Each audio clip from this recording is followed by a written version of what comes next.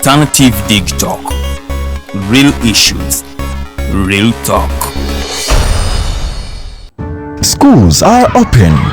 Parents, guardians, have you prepared your adolescents that are pregnant and mothers for school? The government has given us national guidelines to assist with the responsibility of sending these girls back to school. Let us help to provide them with a safe, productive and friendly environment for their learning. They are still our children living among us in our communities. Their pregnancies, becoming mothers before adulthood, affects them, their community and our nation. All children have a right to education. Now, let's take them back to school because completing their primary and secondary school education is very important to their future careers, personal development and being productive citizens of our nation. This message is brought to you by the Ministry of Education and Sports, the Ministry of Health, Ministry of Gender, Labour and Social Development. Hey Ugandans, I'm Lieutenant Colonel Dewa Kiki, the Deputy Defense Spokesperson and actually the Deputy Spokesperson for the Uganda People's Defense Forces. I was hosted on Alternative Dig Talk. I encourage all Ugandans that this is the way to go. Always watch, participate, give your views and ask questions on Alternative Dig Talk. Dig Talk, the way to go.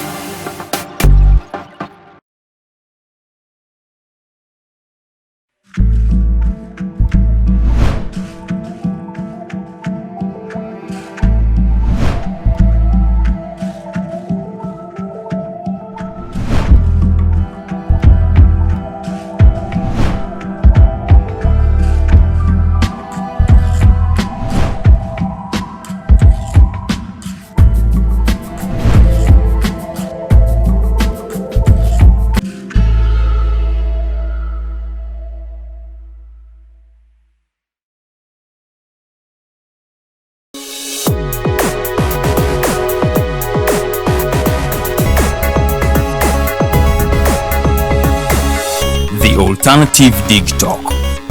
Real issues, real talk.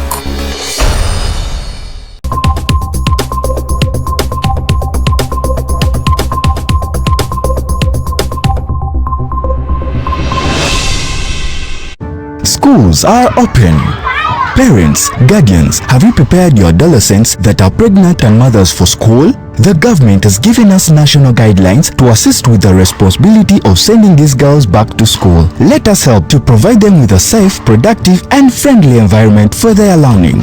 They are still our children living among us in our communities. Their pregnancies, becoming mothers before adulthood, affects them, their community and our nation. All children have a right to education. Now, let's take them back to school because completing their primary and secondary school education is very important to their future careers, personal development and being productive citizens of our nation. This message is brought to you by the Ministry of Education and Sports, the Ministry of Health, Ministry of Gender, Labour and Social Development. Hey Ugandans, I'm Lieutenant Colonel Dewa Kiki, the Deputy Defense Spokesperson and actually the Deputy Spokesperson for the Uganda People's Defense Forces. I was hosted on Alternative Dig Talk. I encourage all Ugandans that this is the way to go. Always watch, participate, give your views and ask questions on Alternative Dig Talk. Dig Talk, the way to go.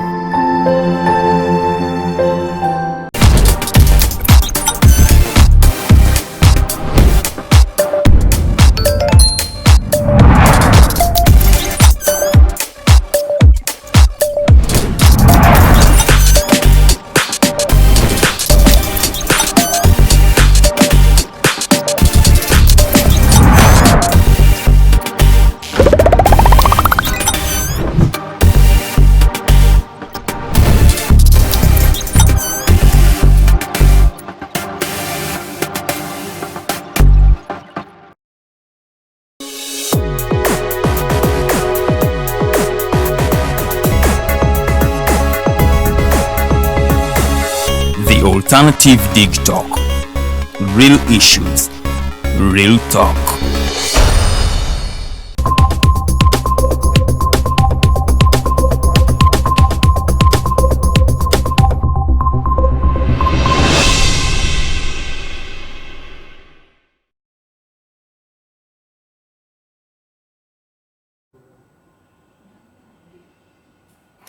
Lunaku lwakutaano ennaku z'omwezi tubala 28 omwezi tukyali mu Gwagatonnya omwaka 2022 mbabuuzaako yonna gye musinzidde okubanga mutulaba era nga mbaniriza ku program The Voltage nze Omumbejja Luwedde Lilian era nga olwaleero nalwo twaguusedde okubanga ate twogera ku nsonga nga bwe zibadde zitambula mu ggwanga erya Uganda nga bwe mbategeezeza lunaku lwakutaano era nga mbategeeza nti Voltage ebeerayo buli lunaku olwokutaano eba ssaawa emu ey'akawungeezi mpaka ssaawa 3 ez'ekiro.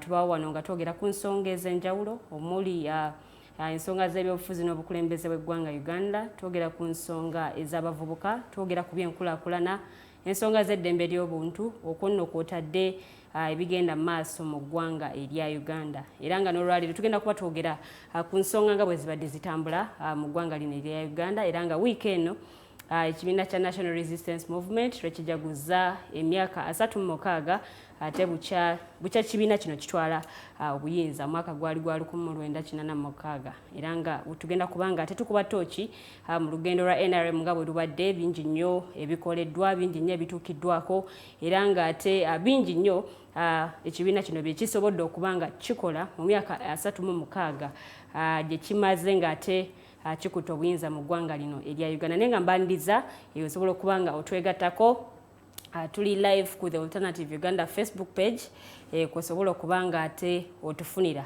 gwalina ekibuuzo kyoteesoba kyowabula genda buteerevu ku The Alternative Uganda Facebook page mu comment section teekayo comment yo oba teekayo ekibuuzo kyo nja kubanga nkisoma nga program yaffe ey'olwaleero tennaba kubanga ewunzikibwa. Programs endala nnyingi nnyo ze tulina okuno kuliko Mighty Drive okuva ku Mande okutuuka olwokutaano kuliko programu eriso ly'omukulu ebeerawo buli lunaku olw'Essande ziba ssaawa 11 paka saa 12 ez'akawungeezi. Tulina program the Snap Talk gy'otasaanidde kubanga osubwa. Programs endala nnyingi kuliko Diaspora Link, kuliko the Hotline okwo nno ate kw'otadde ne The Voltage gye tuliko mukadde kano so tosaanidde kubeera nga ozisubwa ne programs endala nnyingi nnyo ate ze tugenda okuba nazo mu maaso awo. Abantu benina mu studios bagenda kubanga banneegattako mu dakiika ntono nnyo atwongere okubanga tutaanya ku nsonga zino nga bwe mbategeezeza emyaka 36 ejja NRM.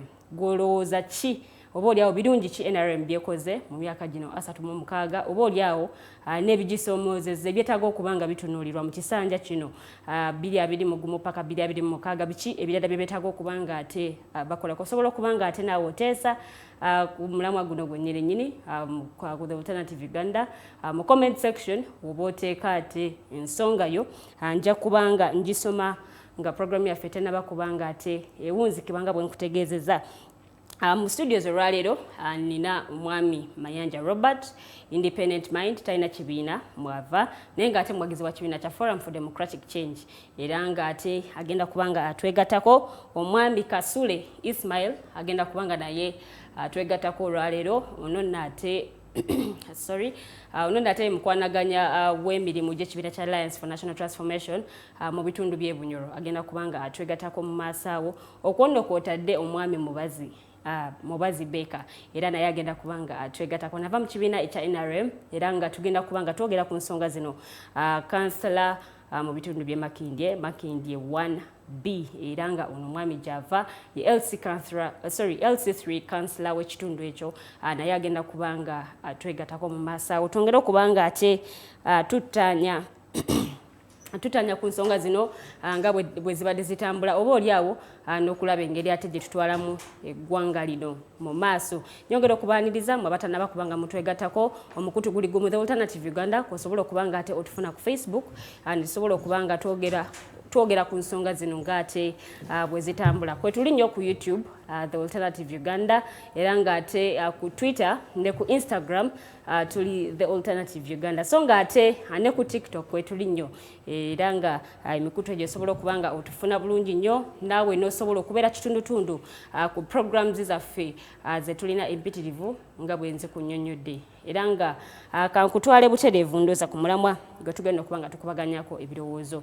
NRM emyaka 36 gyemaze ng'ate ekutte obuyinza era nga ekibiina kino kikulemberwa General Yoweri Kaguta Tibuhaburwa Museveni era ng'ate omwami ono nno enkata eno agibaddemu okumalira ddala ebbanga okuviira ddala kaŋŋambe ekibiina bwe kyatwalira obuyinza ono ate yabadde omukulembeze w'ekibiina ekyo. So munnange emirimu abadde agikolera ddala era nga n'essaawa eno ye chairperson ow'ekibiina ekya NRM era nga omwami ono mu lutalo luno olw'okwenunula oba kankitwala olw'okwenunula nga bwe bakyogerako emabega kaawo omwami ono ate yali musaale nnyo nga yeegatiddwako n'abantu ab'enjawulo abamuyambako mu lugendo luno olw'okulaba ng'ate batwala obuyinza. Lutalo lwali lw'amaanyi nnyo era mmwe abamu ku baaliwo musobola okuba ng'ate bino mubinyumya oba oliawo ate n'abataaliwo basobola okuba ng'ate nabo babitegeera. Y'ensonga lwaki tuli The Alternative Uganda, ensonga nga zino tuzoogerako nga bwe zibeera zitambudde ate naffe bwe tujja wano ne tuzikubaganyako ebirowoozo. So olugendo luno lubadde luwanvu, lubaddemu ebintu bingi nnyo ebikoleddwa oba oliawo ebituukiddwako n'ebikyuse okusinziira ku mukulembeze w'eggwanga bwazze akyogera oba bwazze akikaatiriza bingi nnyo ate ebituukiddwako ebikyuse n'ebirala ate munnange ebikyagenda maaso n'okuba nga bikolebwa era bye tugenda okuba nga tukubaganyako ebirowoozo tulabe na butya bwe tuyinza okukyusa oba oliawo ebyo bitatambudde bulungi n'okulaba butya ate emyaka egiddako mu maaso oba oliawo nga NRM ekyali mu buyinza mu kisanja kino kye tulimu biki bye beetaaga okuba nga bakola. Kansooke nnyaliriza abamu ku bakulu beenderamu mu studios basooke batulamuseko n'oluvannyuma ate tutandikirawo wennyini. Nsanyusa okulabako Seko. Nsanyusa okutusanga era njagala kubuuza kwabo abali mu kutulaba abali ku The Alternative Digital Program The Voltage ate n'okwebaza Katonda akyatuwadde obulamu okulaba nga naffe tulina kye tugatta ku ggwanga lyaffe Uganda mu ebyo ebitambula mu ggwanga lyaffe nga generation tulina olubimbi lw'amaanyi nnyo okulaba nga eggwanga lino generation yaffe tegenda to west. So tulina bingi bye tulina okukola. So mbakuutira mwena mwetanire The Alternative Digital kubanga ebyo byonna ebibakwatako biri kuno kubanga nga bwe bagamba real issues, real talk. So nsuubira tugenda kubanga tukubamu tooki mu ebyo and in real issues, not just wolokoso oba politics, but tugenda kwogera ensonga zennyini ezo ezikwata ku buli Munnayuganda n'okulaba nga tutwala eggwanga lyaffe Uganda mu maaso. Tusanyusa okulabako Mwami Kasule. Abantu beehoyima bagamba ki? Abantu b'e Bunyoro maybe mbadde seeyanjudde nze Ismail Kasule nga bulijjo ate nga nze coordinator oba omukwanyaganyi w'ekibiina kya Alliance for National Transformation mu bitundu by'e Bunyoro. Abantu b'e Bunyoro balungi, ebbeeyi y'amafuta ekyabanyiga era ndabi babikubyemu n'oluyimba mbu mu oil city teri mafuta. So bintu bya kwennyamira myaka 36 omukulu we Mama Museveni abadde Bunyoro ng'agezaako kulaunchinga enguudo though mu kulaunchinga enguudo ezo abantu b'e Bunyoro bamugamba oli mu kulaunchinga naye compensation yaffe tetunabagifuna era we twalabidde woman member of parliament ng'agenda mu maaso ga president ate nga wa opposition naye yatuuse mu maaso ga president prime minister ng'ayogera ng'alaba petition tebagyogeddeko ne bagezaako gisambagga naye abantu bangi nnyo bali mu maziga bakaaba kubanga enguudo gye ziri bazikoze ezo ze bayita oil roads naye abantu compensatingibwa mu bintu byabwe ebyo byafa ettaka lyabwe eryatwalibwa. So bingi ennaku nyingi eri eyo katusabe Mukama Katonda nga bwe twagamba tuliwo ku lwa Katonda nga moto yaffe bwegamba for God and my country. Tusuubira mu Katonda ajja kulaba mu bantu b'e Bunyoro olwo bafune obukulembeze obulungi obunaaba butunula mu nsonga zaabwe nga buziwa amakulu kubanga kye kizibu ekisinga ekiri e Bunyoro eyo. tweyanziza nnyo mwami Kasule. Kansooke namuseeko mwami Baker mubazi asooke naye atulamuseeko abantu beeyongera okutegeera. Nsanyuse nnyo okubeera ku program The Voltage eya Digi TV. Nansonyiwa erinnya lyansumbuyemuko Alternative TV. Alternative Digital. Alternative Digital. Kiwa amanyi COVID gyali kansooke ndowooza nzijeko masiki yange. Okusobola okukola ki? Okwogera obulungi. Nsubire ffenna tuli bageme. Embeera simbi ffenna tuli bageme mu kifo kino. Kirungi. Manya nze Mubazi Baker nga ndi kansala Makindye 1B Parish Makindye Division. Ansanyuse nnyo okubeera wano ku digital ku Alternative TV okusobola okwanja ensonga NRM emyaka 36. Oluusi muganda wange agenze n'ayanjula ennaku n'enkwata mu mutima nti bagamba entasiima ebula agiwa, nti ebiseera bibaawo ekirungi okiraba n'olwekyo olina okutunula ekirungi n'okiraba n'otagenda nnyo ku sayidi embi. N'olwekyo badde nsaba myaka 36 regimu nkiwa abasinga tusobodde okubaawo. Kiwaffe abasinga tuzaalibwa ku regimu eno, history tumusomye, ebyafaayo byonna tuzze tubigoberera, n'okubanga NRM leero etuuse weetuuse kubanga gavumenti y'abantu. N'olwekyo bantu balina ogiyimirizaawo.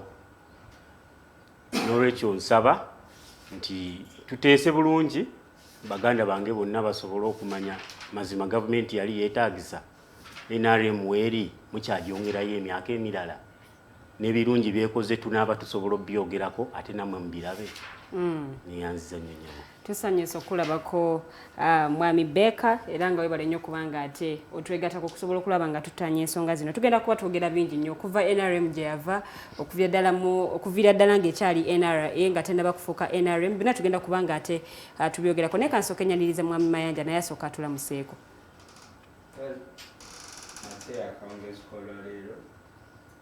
Ndi musanyufu byansusso okubeera ku studios n'ennungi bwe ziti. Ninjagala okukozesa omukisa guno okwebaza management ne technical staff abasitudde omulimu guno okubeera ku level eno. Naawe moderator obutatukoowa buli lunaku n'otujjukiza program etuuse. Nkwebaza basebo ne bannyabo, nze Mayanja Robert ndi Munnayuganda awangaalira ku kyalo Apabina mu Gombola Inakawa ku kyalo Luzira. Bino byengenda okwogera bya mutwe gwange. Ndi mukwano nnyo gw'ekibiina ky'FDC naye siri memba sikiriimu naye nga njagala nnyo endowooza zaakyo era nsanyusa okusanga wano kansala va mu kibiina kya NRM ate nga akyali musajja muto. So tusanyusa okulaba twesunze okuwulira ebikukwatako. Oyo ye mwami Mayanja ndowooza omuwulidde. Mwami Mayanja abantu b'omu Apabina gy'owangalira bo bagamba batya? Ffe abantu baffe bamanyiira tebakyakaaba nnyo. Ndowooza engombo yatusaba gavumenti etuyambe nawe tukyabiwulira. Abantu baakoowa bakivaako. Abantu basigaza kintu kimu basaba Katonda waabwe emisana n'ekiro. Kati bw'ogenda waffe mu byalo Apabina n'ogenda mu luka gw'ekirombe eyo n'abantu gye bali kujjako nti waliwo bye batuuka ne balowooza nti kuno kubasosononkereza nti abasingamu obungi tebalina mirimu. Si kyakyama tebalina mirimu. Nga as if it is not enough bamaze mu lockdown for 2 years. Abantu bano benjogerako bye bakola obulimu obutinitini.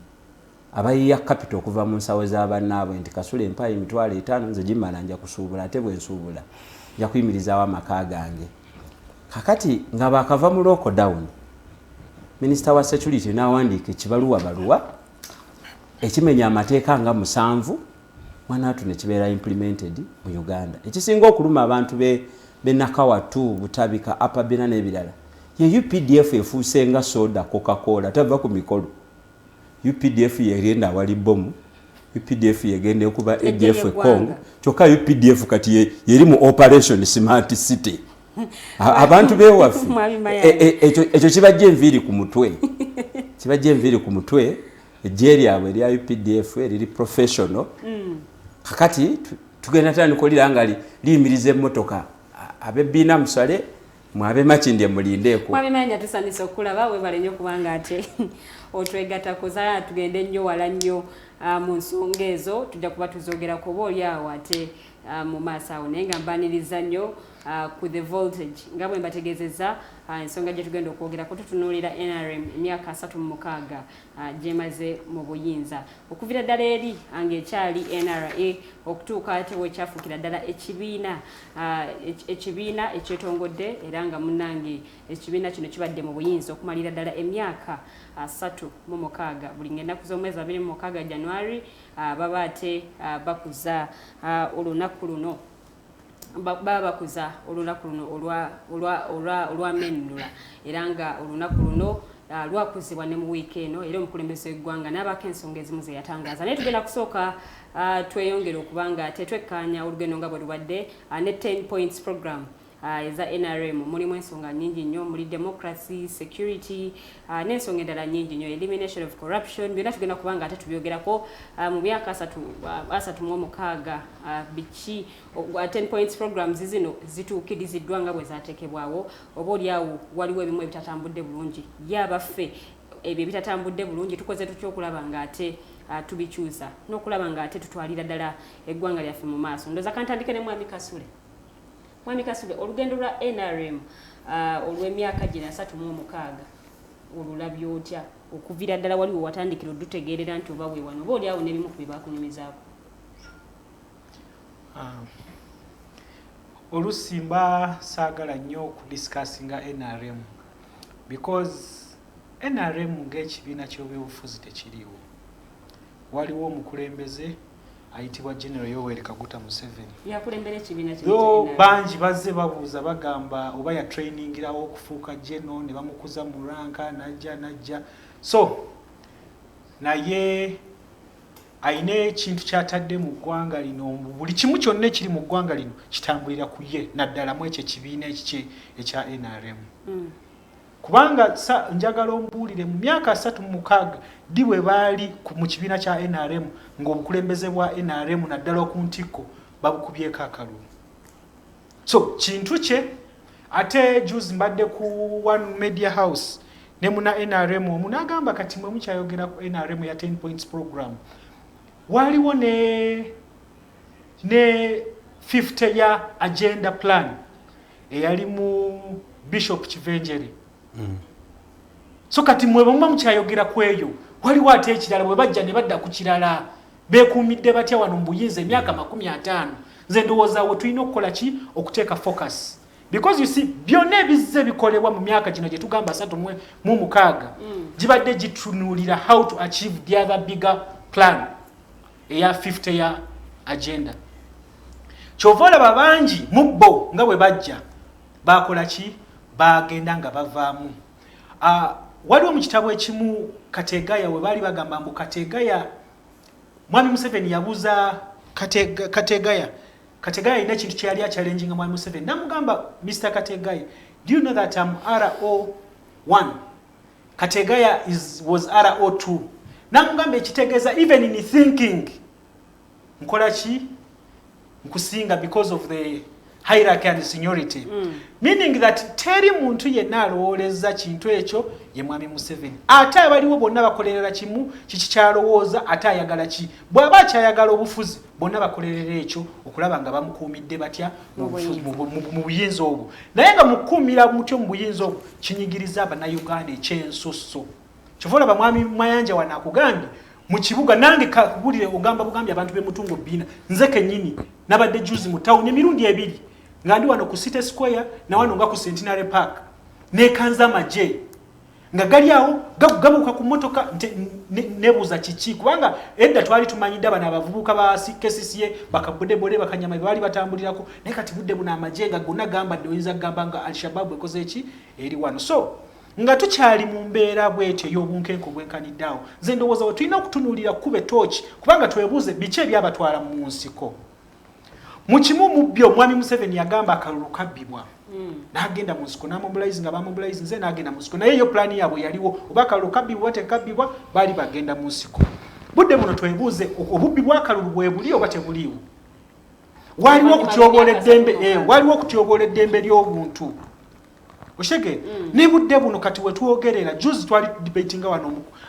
gundi omulamwa ogugamba kutyoboola eddembe ly'obuntu byavaawo oba byakontinuinga bukontinue oba byakomawo in a different formula waliwo omwana wano yakuba essimu n'akugamba obote byonna bye yakola ne mwami Museveni abizzeemu byonna ayeefaananiriza ddala obote kubanga obote yajja n'ajjawo wano n'asaanyawo obwakabaka n'obukama tujja kukosa ekigambo bwakabaka kubanga twogera oluga you see nze nja kwogera ewaffe Bunyoro ng'ojja kugamba wano oba mu Buganda bwe mukyali kalekaleko naye ffe ewaffe tumanyi kye kiri munda kubanga budde buno n'omukama takyasobola kwogera tasobola kuvaayo n'akola ne statement okitegeera buliwo mu bigambo okitegeera mu bikolwa okitegeera mwami Museveni ye kyabayambyeko okukola ebintu ng'alina kyabiikirizaako bw'ati kubanga akozesa bino akozesa constitution okulaba ng'anyize bannayuganda emyaka 36 kubanga bajja ne bakola wano constitution kubanga yasooka nayewo emyaka 10 nga tebakubye wako kalulu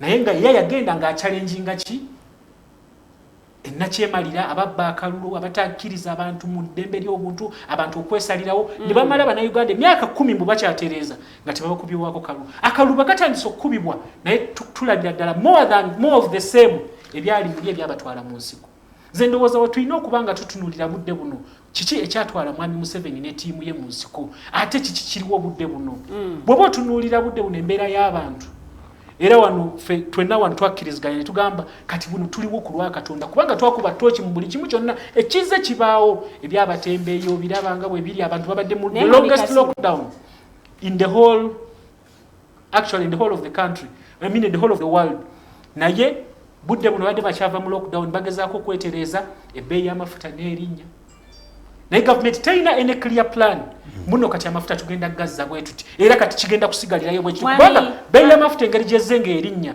terina bwe yali egambye mu katamba ebintu biteeredde ezzeeyo naye mwami Kasule nzikiriza nti nga bwomenye ebimu ku bitasobodde kubanga bikolebwa njagala tutandikire ku ebyo ebikoleddwa oba ku ebyo NRM byesobodde okubanga ekola mu myaka 36 gye bamaze nga bakutte obuyinza because tukkiriza nti waliwo ebirungi ebyo ebituukiddwako bw'oba okyalaba mbu aba bakwata emmundu ne bagenda ne bawaayo obulamu bwabwe ne mwami Museveni nga ne bagamba bagenda kulwana naye nga nabo bakyalwana mbu balabye batya baggyeewo ekyo ekizibu kye baleeta nkugambye tutunuulira kubanga budde buno tosobola kungamba bulijjo nkugamba bwe tubanga tulina okugenda ehoyima kuva wano zitutwalira essaawa 3 naye ku ssaawa y'okusatu tukyali Kiboga mbuuza pilot lwaki tetuli ehoyima otandika okungamba naye twali Kiboga tubadde Kampala naye tubadde tulina okuba ehoyima oshege amawanga ensi ziteesa budde buno kugenda mu space naye ffe tukyateesa simanyi ogw'ekinaana twali luddawa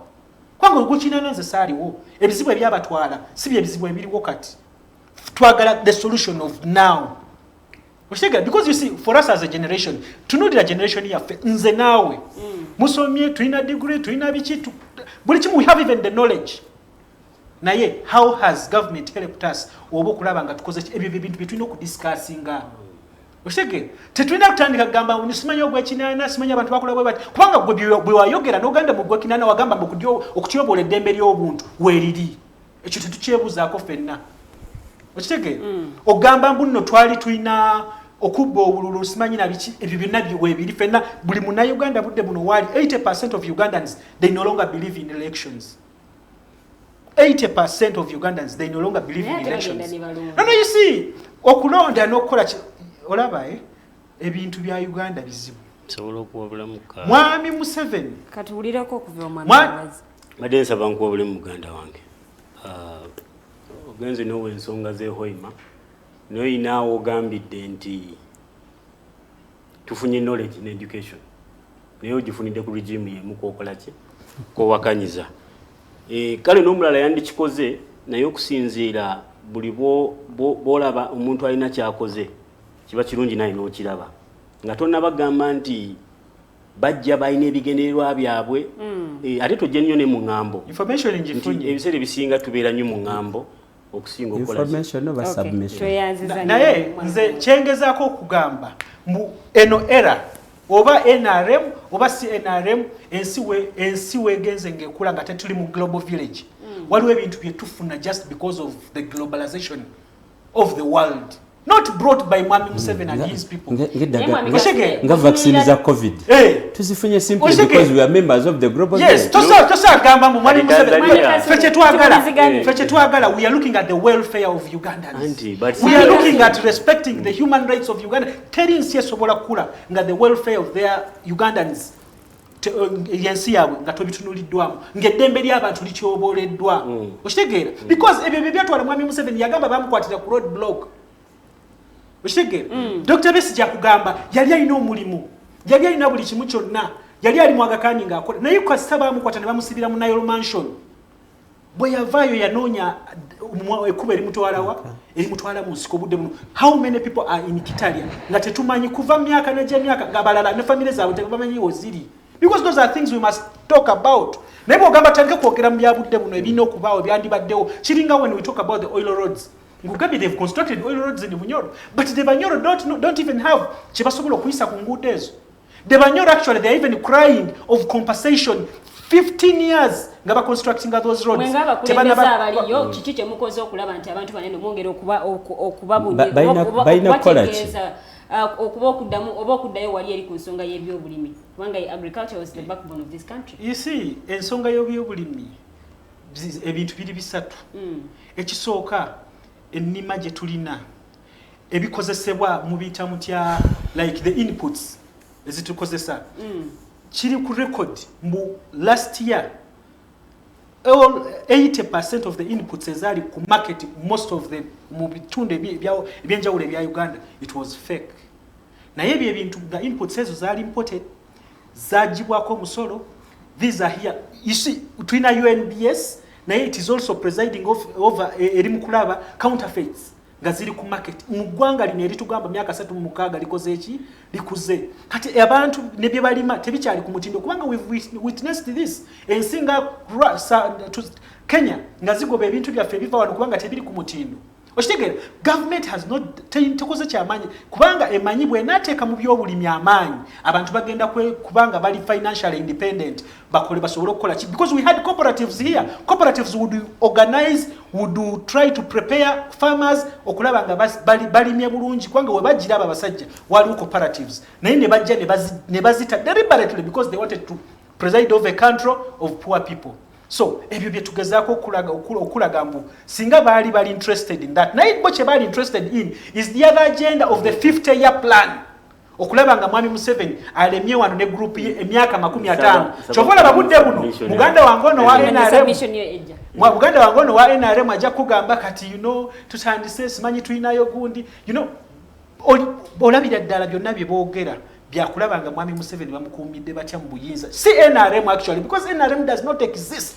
Mwami Kasule tweyanziza nnyo tweyanzeege Mwami Baker soko tutangazeemu Mwami Kasule atugambye NRM doesn't exist. Ndi kiswaza nti omusajja w'amaanyi nga Mwami Kasule atambula nnyo okukuramwaka kati bwakuraminga nti cooperative zaaliwo n'akuraminga nti eddagala li counterfeit nti omanyi ebiseera ebisinga waliwo reality tulina ogigoberera ne twogera ku mazima nti tuleme kwogerera gavumenti lwakuba eruddeko bw'oba okoyima Museveni sooka otunuulira Museveni ebbanga lino lyonna atuuse ku ki nti leero agriculture nga sector ezeefuna fundings ez'enjawulo in fact mu budget y'eggwanga esingamu almost sente eziwerako by what percentage?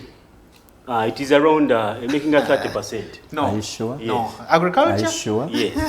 You can confirm with the record. Kwate essimu eno ogugolinge recent budget what allocation was given to agriculture. No, for the past 5 years. No, you used your phone. Actually, it is worse for the past 5 years. Otugamba mweno budget eno platform gye tuliko mukyala Lilian eno platform gye tuliko tuli digital.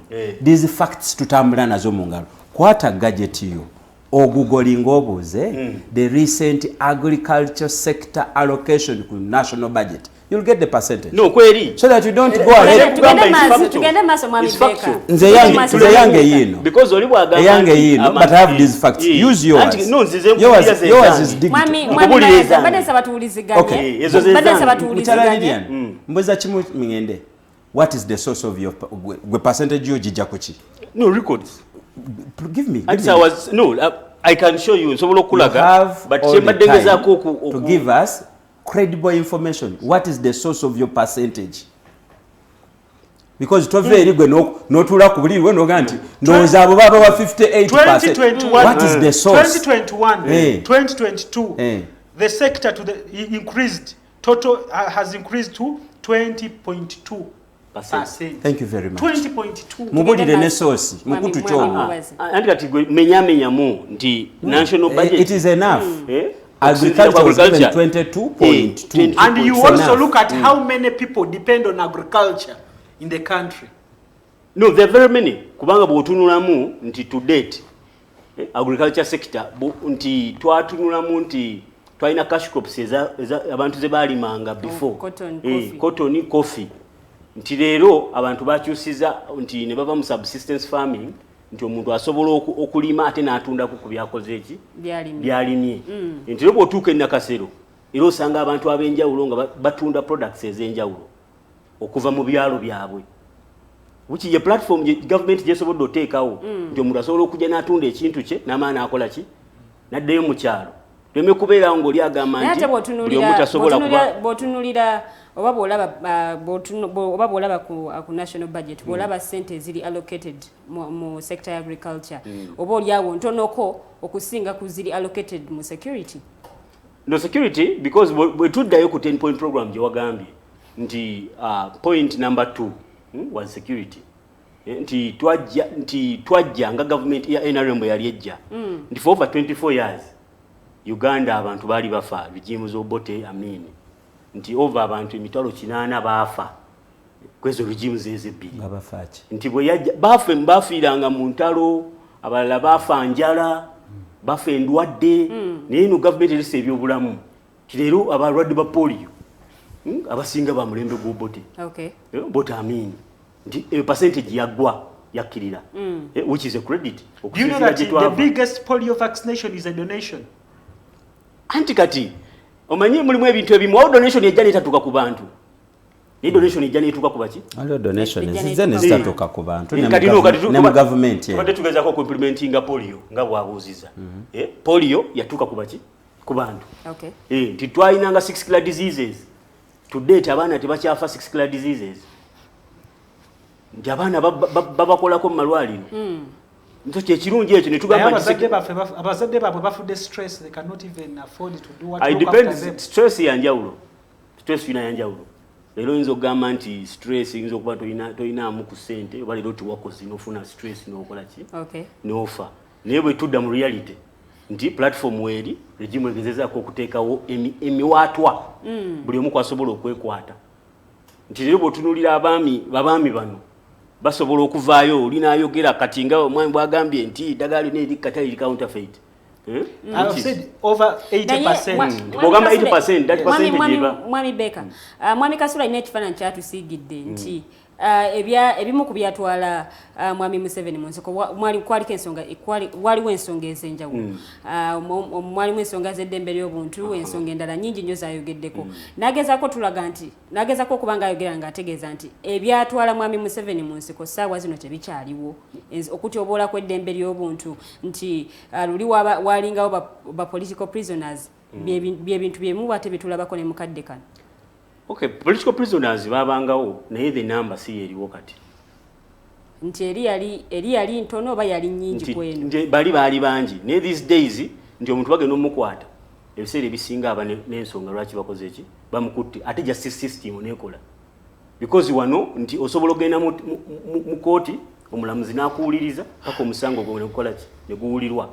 N'oguwoza oba n'ogusinga oba ne gukola ki ne gukusinga system eyo NRM yagiteekawo. Nti justice eriki eri independent. Kati bwe tutunulamu kyayogedde ekyokulonda agambye abantu tebakyakkiririza agambye 80%.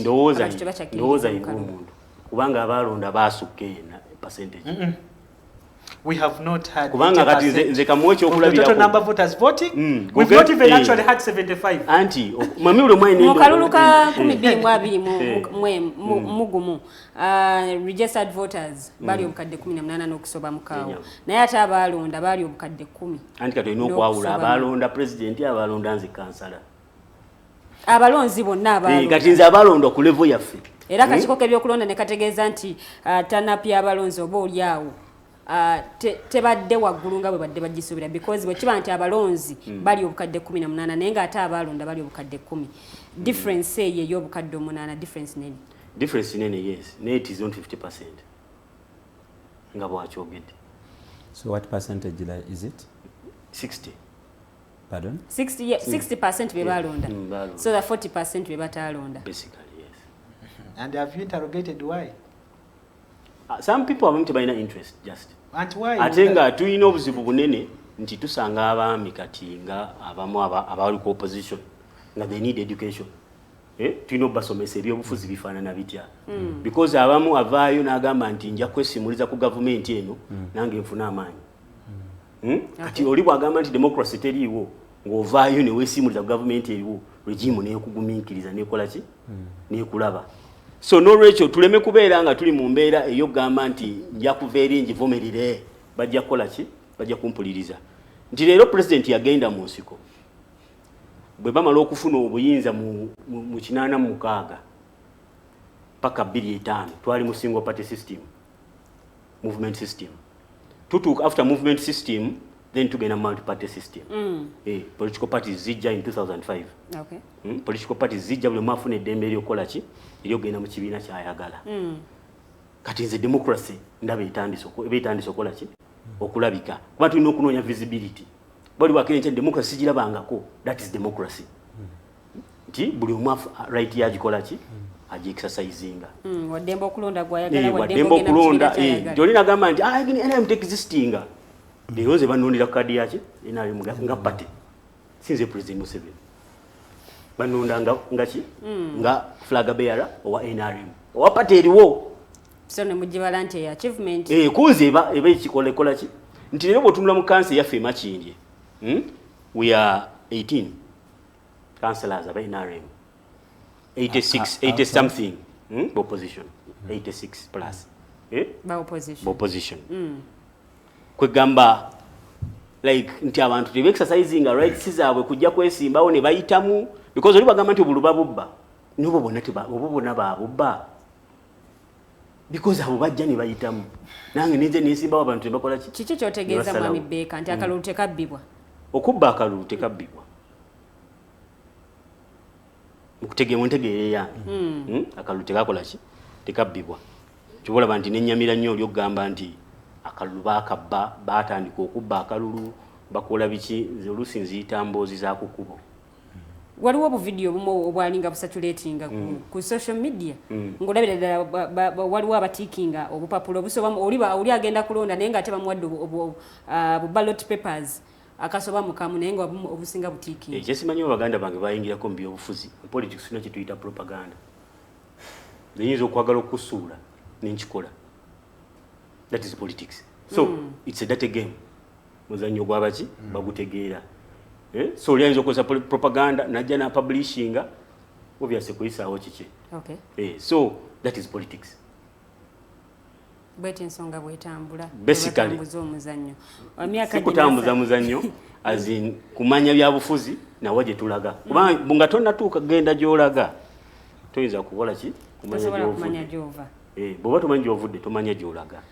Kansooke nkukomyeko awo mwami Mubazi ngenda kuba nkuddira ensonga nnyingi ze tugenda okuba nga ate twogera ku nsooke nzireke wa mwami Mayanja. Mwami Mayanja otunula ng'eyennyamidde naye mwami Mubazi atuwadde oba oli awo ebimu ku ebyo ebisobodde okuba nga bituukibwako ekibiina kya NRM emyaka 36 gye bamaze mu buyinza oba oli awo naawe olinayo ebimu by'oyinza otuwaako.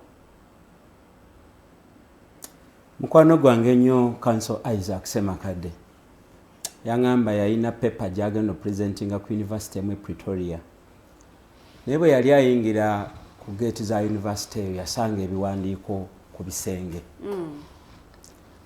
Ng'omuwandiisi yagamba nti omuntu anatta ensi teyeetaaga nuclear bomb. teyeetaaga covid akola ekintu kimu eki agootaanya abantu okufuna amagezi olutalo oluteeka ku byanjigiriza na information flow eggwanga oba olimaze nenyamidde achievement ya NRM enkulu ennyo myaka 36 is to successfully sabotage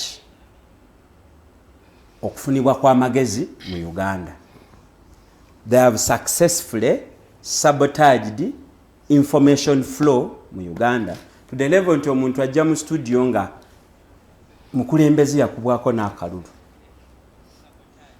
naye nga bagambye nti bannabyabufuzi basaana kusomesebwa mu butuufu asaana olubaawo ne kalaamu asome because bwe muwuliriza ye contradictinga ku bintu bingi byalifaalingako nga bwatuga nti mboozi za kkubo bw'abadde ajja alina waabijje sisuubira nti ye conviction y'omutima gwe saagala mufuula topic ekibuuzo kyomboziza kiri nti mu myaka 36 NRM eina byekoze indeed eina byekoze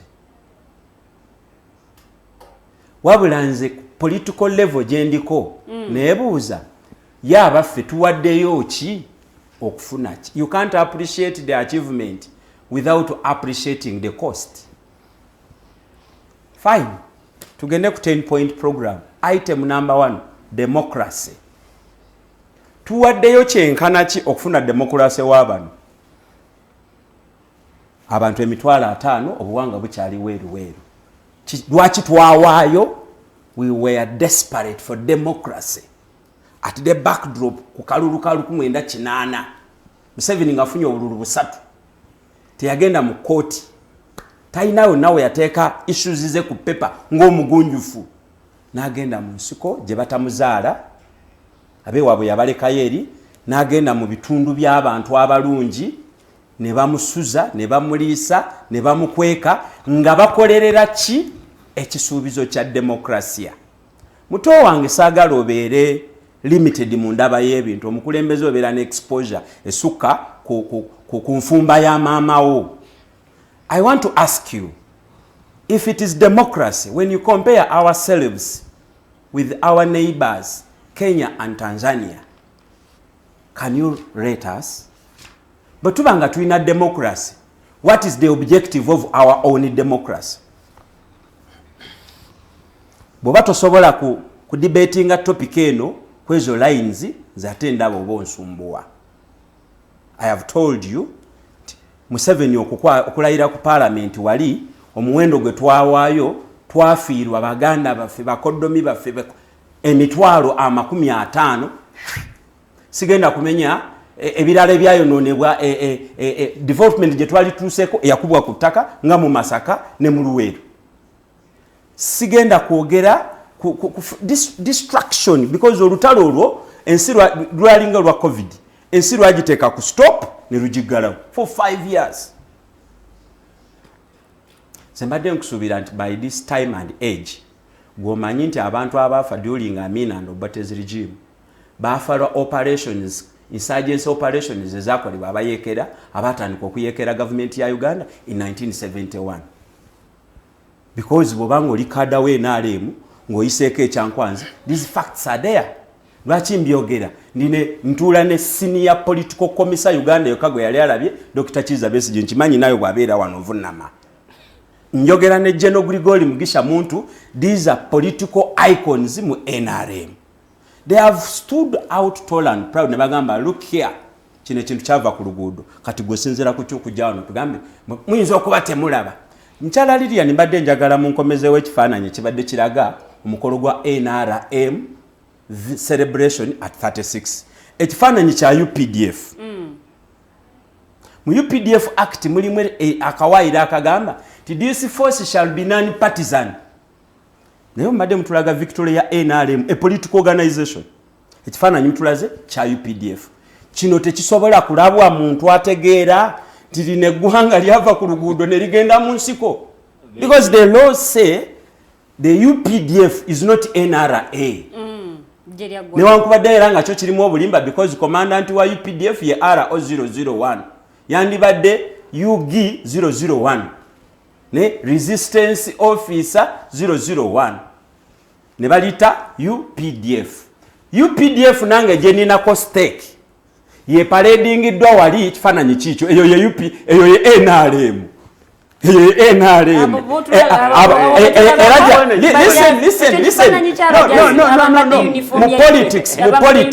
politics, we study interpretation of verbal and non-verbal communication. Omulama agugambye nti National Resistance Movement at 36, those are the NRM. No, that is NRM. Techiri ku studio no yoka. It's the picture that has been circulating. And the story is, but wagenda musiko, yes. Abo betuvuganya na be kayunga. Abo be batutegekera akalu. No, listen. Abo betugenda nabo mu kalulu ngabo ulidde ono bwakawoomya.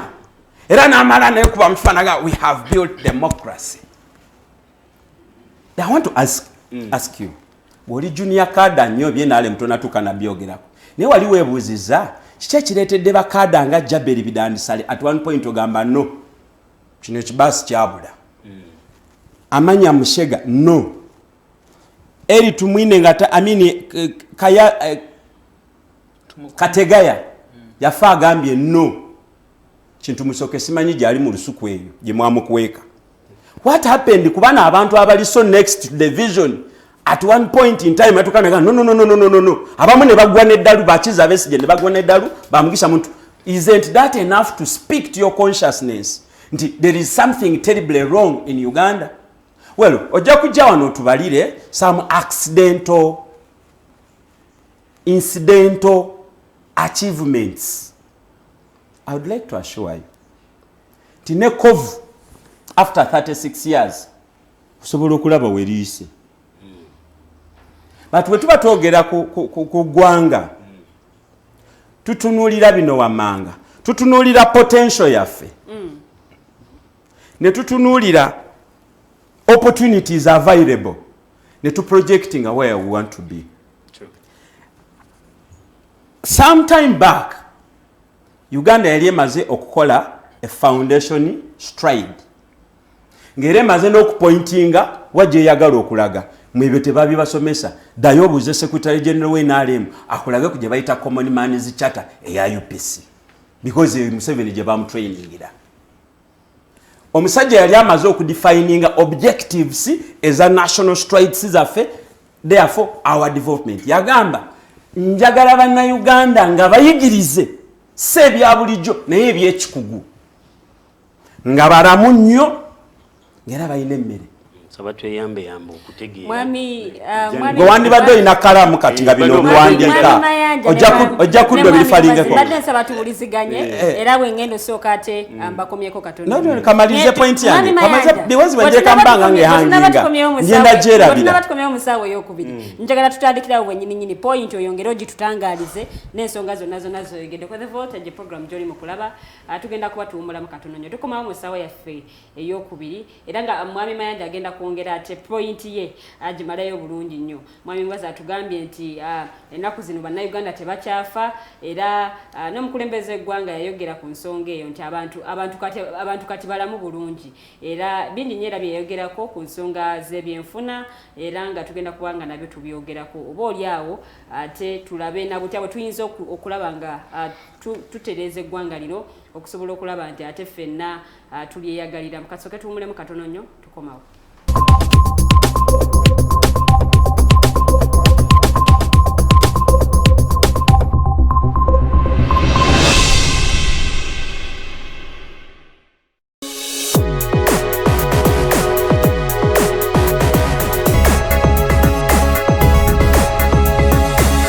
The Alternative Dig Talk. Real issues, real talk.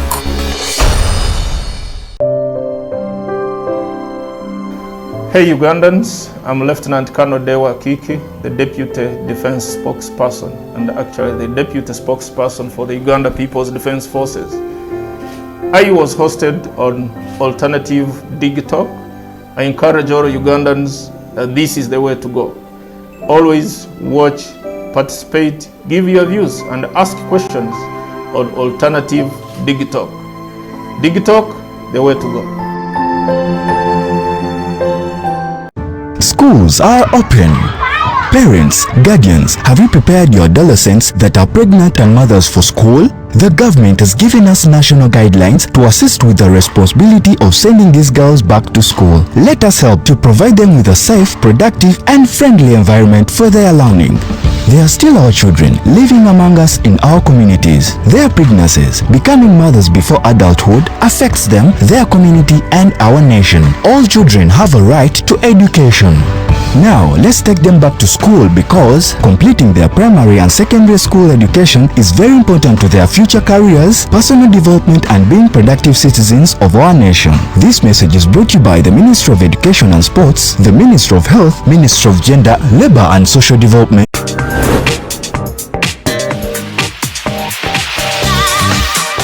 Jembadde itaita nsanze abasajja nga bagamba lwaki bala batukula Farida lwaki mukula abasajja omusajja baba tebamukudde asanyuka busanyusi n'akuwa ssente kati bw'alaba nga tafunye kyayagala n'alowooza mbu wamukudde aba yazikuwadde oba tewamukudde. Okay, Lilian, lwaki mwagala abasajja abakulu? Nabo batwagala naye fetubagala lwakuba tubategekera future. Okay, tutegekera future. What you say? For more insightful topics, yes, keep it the Alternative Dig Talk. Real issues, real talk. Remember, Snap Talk airs every Saturday, right from 6 to 7, with your girl Teddy Tenjo. But I never come alone. I come with the two beautiful girls.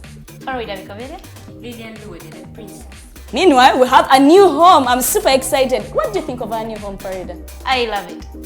I just love everything. Yes, let's keep it the Alternative Dig Talk. Real issues, real talk.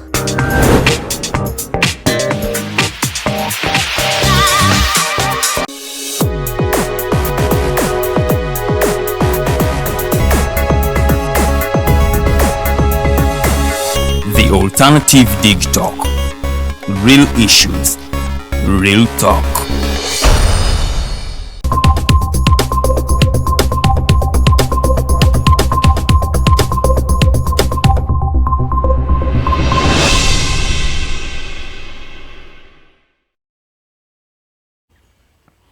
Kulikayo nnyo mukuumulamu oko the voltage ye program gy'oli mu kulaba ze Omumbejja Lilian Luwedde era nga tukyagenda ddala mu maaso ndowooza nkomyewo n'akaseko discussion ate ebadde endala nnyo ate wetuwumuliddemu oba oliawo ate tubadde tukyeyongera ogenda maaso n'okwogera ku mulamwa guno gwe tuli mu kubaganyako ebirowoozo National Resistance Movement ku myaka 36 tukuba tooki mu lugendo nga bwe lubadde biki oba oliawo NRM byesobodde okukola mu myaka 36 biki ebibasoomozeza yate abaffe ebisoomozeza ebyo tukisobodde tutya okulaba nga tubitereeza oba oliawo ate kisanja kino 2026 ensonga zino basobole okuba nga ate baz addressing oba nga zikolwako bulungi nnyo tukyagenda mu maaso tuli mu ssaawa yaffe ey'okubiri so osobola okuba nga otukubirako obutereevu mu studios n'obuuza ekibuuzo abakulu ne babeera nga munnange bakuddamu enamba eri 0789017145 0789017145 ye namba ya MTN so nga ate namba ya Airtel eri 0759132310 0759132310 ye namba ya Airtel gyosobola okuba nga ate naawe okubako obuuze ekibuuzo ate abakulu basobole okuba nga bakuddamu mu myaka 36 NRM gyemaze ng'ekutta obuyinza kiki gwe kyolaba oba oliawo ekikoleddwa nga kirungi kiki ekyetaaga okuba nga tekikoleddwa mu bulungi oba oliawo nga kyetaaga okuba nga kikyusibwamu genda butereevu ku Facebook page yaffe The Alternative Uganda teekayo endowoozayo mu comment section nja kuba nga ngisoma nga program yaffe tenaba kubanga ewunzikibwa ebibuuzo kwebiri nnyo mbirabye nga kwebiri mwataddeyo dde ebibuuzo byengenda okuba nga ate nsoma era n'abakulu oba oliawo ne bemubibuuzizza we bali nnyo bagenda kuba nga ate babiddamu bulungi nnyo kansooke nzira wamu ebimanja tugendedde mu kuumulamu abadde alina ensonga gyakyayogerako oba oliawo gyakyayogera okutaanya so kansooke muweyo eddakiika ntono nnyo awumbewumbe ensonga ye then ate tugendere ddala mu maaso mbadde nkugamba nti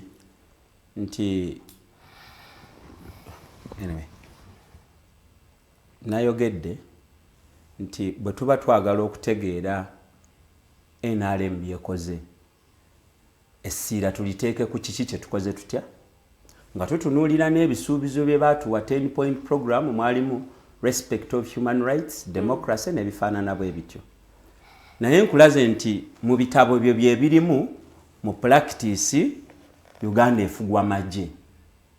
The ruling party is a military organization. It is an arm of state which plays politics. Kifaananyi kiikyo nga tujjukira emyaka 36 gya NRM ekifaananyi kiba kya UPDF. Naye nga ffenna tukimanyi nti NRM is now a registered political organization, while the UPDF Act dictates that the UPDF shall be a non-partisan force. For it to be the face of a political party functions, it is enough okunyonyola which type of democracy gwe tuzimbye oluvannyuma lw'okuziika abantu 5,000 n'okwonoona ebyo ebyaliwo. Ffe mwami Kasule abadde akyogerako nti ffe abakkiririza mu now generation politics nawe no tubadde twagala kuwandiisa nojja genda sooka kukola preliminary exams. Tukkiriza nti tetulina business na gye twava enemo because ensi etambula eri ku speed. Ffe twemeezalingira nawa we twagala kuba. So toddamu kutuula wano tugambe mbwamini bwe yaliwo Obote Ssekabaka Muteesa n'awalampa ekikomera. Fine, ezo incidents zari relevant by that time. Olwaleero issue Batembeek Street. And what is the response? Therefore, but tuba tutunuulira achievement za NRM ku myaka 36 nyongera okuinsertingawo considerable endala. Where we supposed to be at 36? Nganda omwami gwe bayita Lee Kuan Yew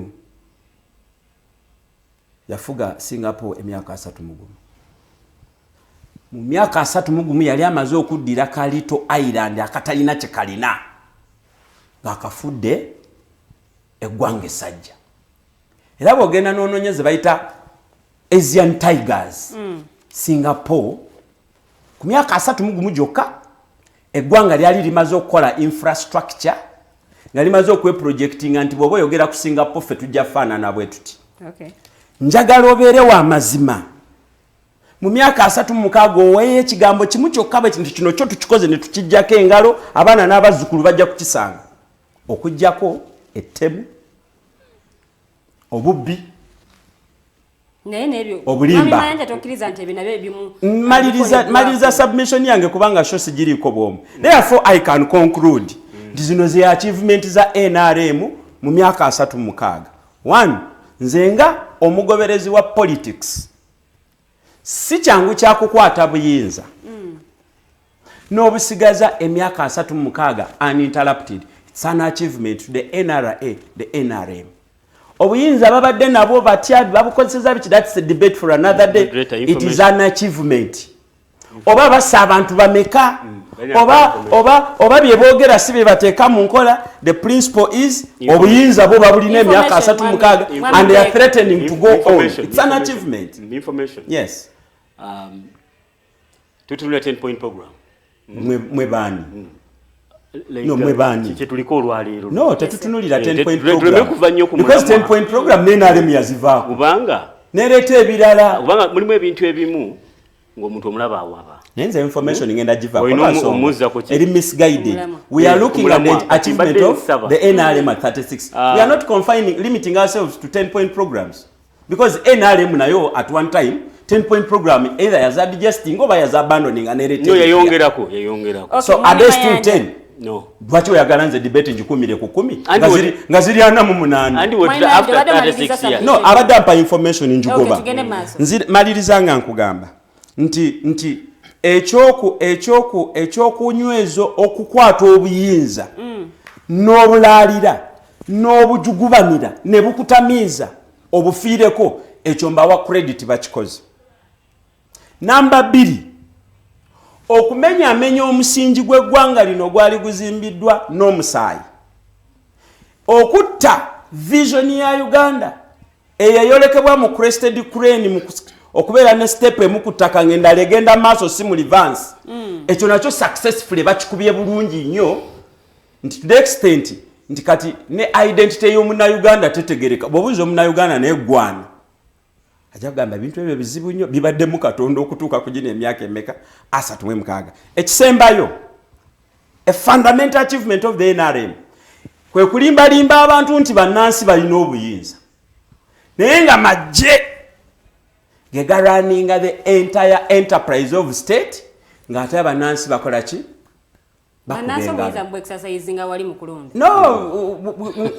okulonda njagala lunaku lulala because tetusobola kudibetinga myaka 36 twetaaga programu tukwate item per item democracy in Uganda to benchmarking nti democracy twandyagaddewo eggana kati twepime how far how tall how big are we in comparison with Ghana ono byatugamba in a nutshell byageddagezaako okulumba mwami Kasule tukoze bino tukoze biri njagala nabyo kubisubmittingako bwe tuti that it is a principle in political science tibobo nofunyunyuta abantu bongo nobafuga era obako obutinitini bwobasuulira okubika intentions zo in most cases ebyo byolabako tebiri ku lwa bulungi bw'abantu wabula bituyambako okwongera okunyweza objective eya stability of state myaka 36 kyokka kye tufunyemu is stability of state at the expense of everything else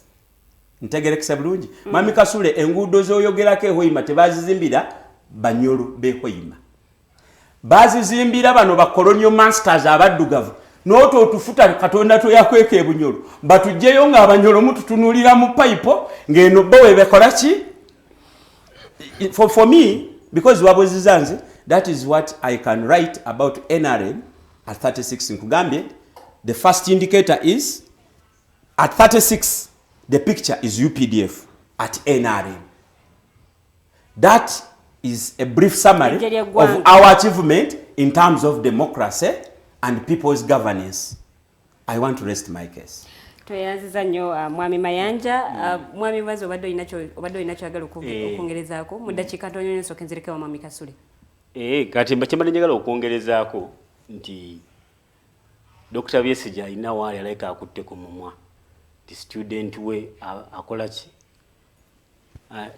talaba alinga muzibe mulimu ebintu ebimu oli bwagamba nti security NRM at 36 ekifaananyi olabye kya UPDF gye lya ggwanga NRM yeri mu gavumenti kati bwagamba nti alinga agamba nti aba UPDF abalabe bambadde ki t-shirt ze NRM simanyi oba kamera zine engeri zikyusizaamu kumbati wali nti mbadde nsaba muwabulemu nti security NRM yajja kuleta security okufuba okulaba nti ekuuma bannayuganda n'ebintu byabwe ate omulimu gwo gwe gukoze ku security bannayuganda ebakuumye n'ebintu byabwe bangi basobodde okugaggawala nkiwa abaami bano information eyo kangi battling bwe equally government ya Museveni ezimbye enguudo lwaki ekololo temwazisimbuddeyo nazo ne mujja ne muzituteera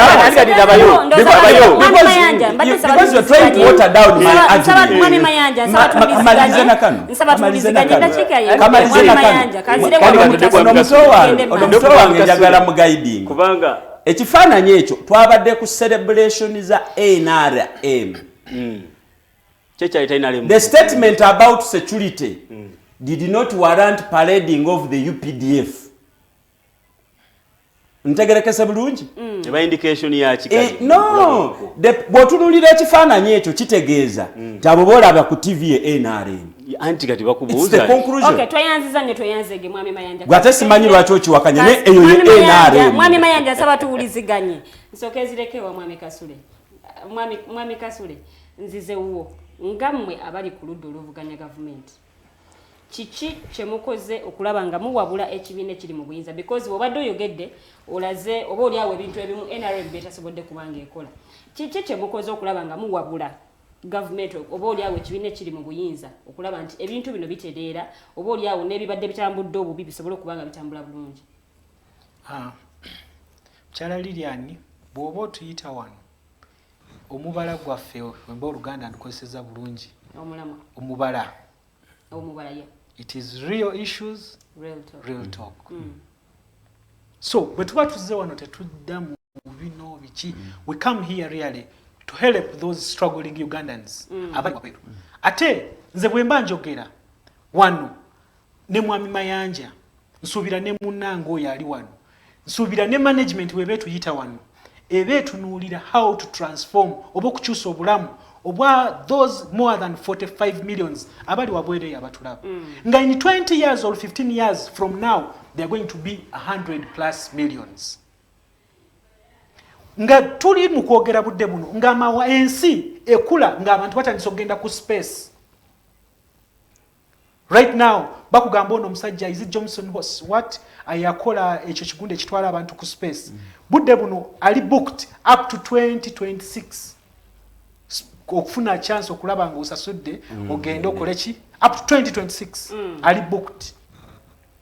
Kati fenga tukyayogera mbu tukyali ebijanja watuvudde tutimwana Museveni akoza tesimanyiwa bali aba the gorillas who went to the bush and what to me I think eyo tusoke tuveeyo tutunulire ensi ekuze etuusewa. Let's be, you know, in modernization theory let's be present. Modernization theory is all about being present. Let's be present. Tutunulire where do we want our country to be. Nga tukyatulira budde munongo ng'okyagenda opposition because tulina abakulembeze abali mu kibiina ekiri mu buyinza wenkutwala n'abakulembeze abali ku ludda olwali wabudde wenkutwala nga tukyayina eggwanga ne budde buno bwe twogerera ng'abaana 10,000 bali ku airport bagenda mu desert okunoonya greener pastures okunoonya okulya naye nga bava wano woosuula just ekijanjaalo wano otegera nga kikola ki then awo kisukka kugamba mbu mwabavuganya gavumenti biki bye mukoze okulaba nga muwabula oba nga balaba mutereza because if there was will ng'abantu boogedde ebigambo you see mu nsi ezikuze ebigambo mubyogerera mu manifestos bwe mba mugenze muki mukalulu I think the opposition since Dr. Besigye started competing here nze nga bwe nabeera actively mu politics he has always been even all analysts and whatever they have always given his manifesto information. He has always had the best manifesto. Mwami Kasule, Besigye's manifesto it can only be compared to manifesto ya Semogerere 1996. That is where the idea of universal free primary education was snatched from the DP manifesto. So if they were really, they were willing to listen, ngabalina amatu basobola okuwuliriza ate nga bateeka mu nkola at least bandibyeyo ebyo nga bwe bazze nga baagala kubibba just okuwuddisa Bannayuganda nga mwami Mayanja bw'akigambye n'akugamba mbu government ya NRM nzikiriziganya naye the things they have achieved is kulemera okufugira Bannayuganda mu kutya fear ekirala mu butamanya ignorance abantu tebamanyi osanga abantu ngali mu NRM tajimanyi because you see NRM tuyina ya mirundi ebiri tuyina abali mu NRM because bali mu mwebafunira because embeera nkugabya abaana baba bagenda Dubai bagamba kabagende Dubai at least bakole bye bakoze ne stories zivaayo nga abantu bakubuulira abaana bwe babatoncharinga bwe bakoze kyabana ne basutu ne mukwano gwange yankubidde simu jo yagende Dubai awerera omwana we budde munagenda kutula senior form mwaka guno naye agamba agenda mujjamu amutwale naye Dubai after senior 4 kubanga mutowe naye azze kati ayagala kukola ki omukulembeze gwango mulundi ogumi yategeeza nti emirimu gyegiri emirimu wegiri ja ICT ICT agriculture emirimu gyegiri oba oli awo Bannayuganda Minister ya Labor bebatakoze eki bebatenyigire mukyala Lilian kusaba kintu kimu tova ku mulamwa tova ku mubala gwaffe wano real issues real talk because bobo ngamba emirimu gyegiri mu ICT emirimu gyegiri simanyi industries simanyi industry mekaze tulina nkugambye waffe gye tuva neze ngudu colonial roads ze bazimbye tewali kisobola kuyitibwawo tewali kiyitawo you see ba colonialists bwe bali bajja wano bajja ne basoka ne bakola survey ne batunulira omufirika ne batunulira omuntu omuddugavu nga mugezi nnyo nga talya nguzi nga mwesimbu nga ina buli kimwe ebibye bwabikola era bakugamba oyo it was oyo gundi ayagenda nakola mu parliament yaabwe n'agamba mbu abantu balinga bwembalabi bwe tuba tetuba denyinze education bwe tuba tetubajjeewo okutegeera okwo kwe balina ne tubateeka mu kubuzibwa okwo bafuuke inferior tetugenda kubafuga tetugenda kuba colonizing ne NRM kye yakola wano one cripple them economically bino ebintu biriwo mbu they are not mutebabimanyi mutebasobola bijjawo. Let me tell you, this country, we don't need even 10 years to transform it.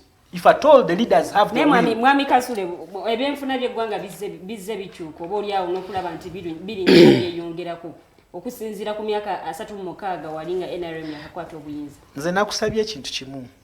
This is the alternative digital.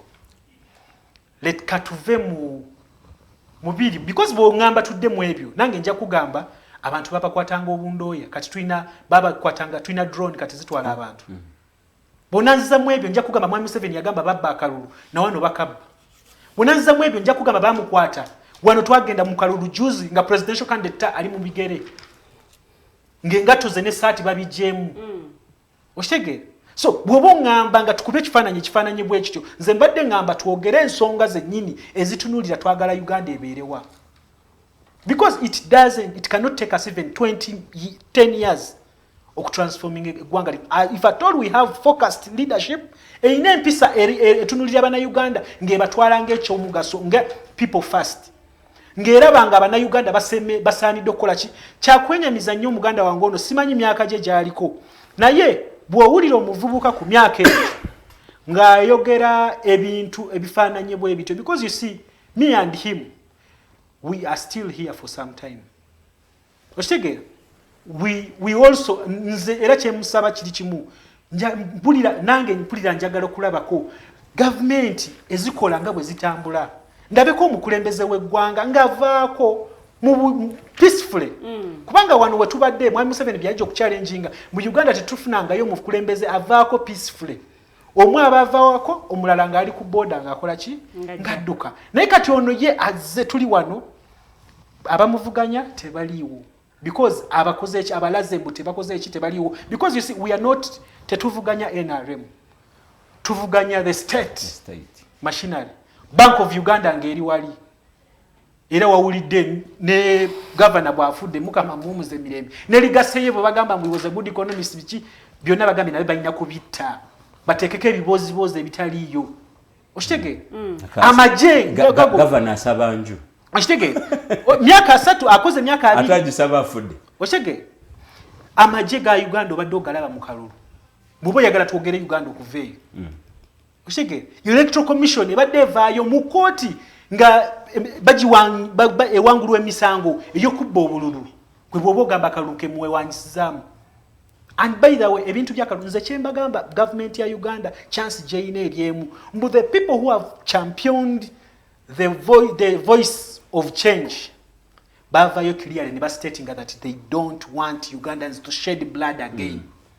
Naye there are all reasons to take back bana Uganda engwa gye bava gye baali mwaka gw'ekinaana because the all reasons weziri okujako there are also these voices ezigambye we don't want to see Uganda shed blood, we want to change this country peacefully. That's why you see olabya malobozi agagamba we need a transition tuogere as Ugandans, not as Mwami Museveni oba NRM oba ANT oba any other political party, but as Ugandans tuogere which kind of leadership gye twetaaga bana Uganda wawe twetaaga okubeera ensinga zikula fe twagala kubeera wa ndowooza those are the things that should preoccupy most of our time. Si bino byakudda simanyi babaana babagemye simanyi muina amagezi simanyi muina ki let me tell you omwana oba tonamutwala na musomero ng'essimu eno agikwata agikusinza gwe muzadde because ye generation eriwo bye bintu ebiriwo kati bakugamba n'okugamba society gy'olivingamu ye shapinga what chobeera kati natuffe ensi ekuze gye tulivingamu the global village okitegere katugenda gamba bana Uganda kubanga bo bakolimirwa kubanga balina omukulembeze ataagaliza bana Uganda n'amagezi agabawe but the wisdom gali agabazaalibwa nago gabagibweko waliwo bye batasobola kukola ki kujjako ebirina okubeerawo kiringa bw'oyinza okugamba mbu you see muganda wange andetinze to believe ngaba nabagamba aba believing ambu abana wali abantu aba believing mu Museveni ne Kenya president bamuyita Museveni mbu amafuta gona gabeera ku Shell mbu buli watunda amafuta ebeera Shell that's what these guys are making us to believe mbu abuli dagala lya manyo Colgate nibebe wandiseko Delident yeyina kubeera Colgate that's what most of these guys are, that's how they are reasoning waliwo ebintu ebituweereddwa nga byaffe Katonda ye yabituwa nga they are God given nga tosobola kukola ki kubijjawo naye naffe kye tugamba twagala kulaba nga we've utilized that because you see abana bwe bakuze bawe bati mu technology mu thinking and what how has government helped them okulaba nga empowering to excel mu ebyo tulina abaana basomye IT aba baana budde buno bandi badde balowooza mu bintu kukola ebintu ebyenjawulo tulabe nga tubayambye tutya innovative naye wano sente bwe bazireeta ez'okukola ne baziweereza that gundi ya IT ya innovation esente za COVID vaccine bakubulira bagenda kugula messe simanyi messe ne bagigula billions mmeka okitegeera so buli kimu ekiri wano kya bubbi oba ekiriwo corruption ya eri waggulu nnyo ne mwami Museveni avuddeyo n'ayacknowledginga buli gya kugamba ngenda kubalwanisa ngenda kukola ki Betkamya bwe yavaayo n'agamba kandete lifestyle audit n'amugamba ekyo kigende kompola ate okitegeera so nga tukyalina obukulembeze bwe butyo buli dishonest twetaaga tutalking real issues kiddayo ku bakulembeze bennyini ani bani abakulembeze bakugambye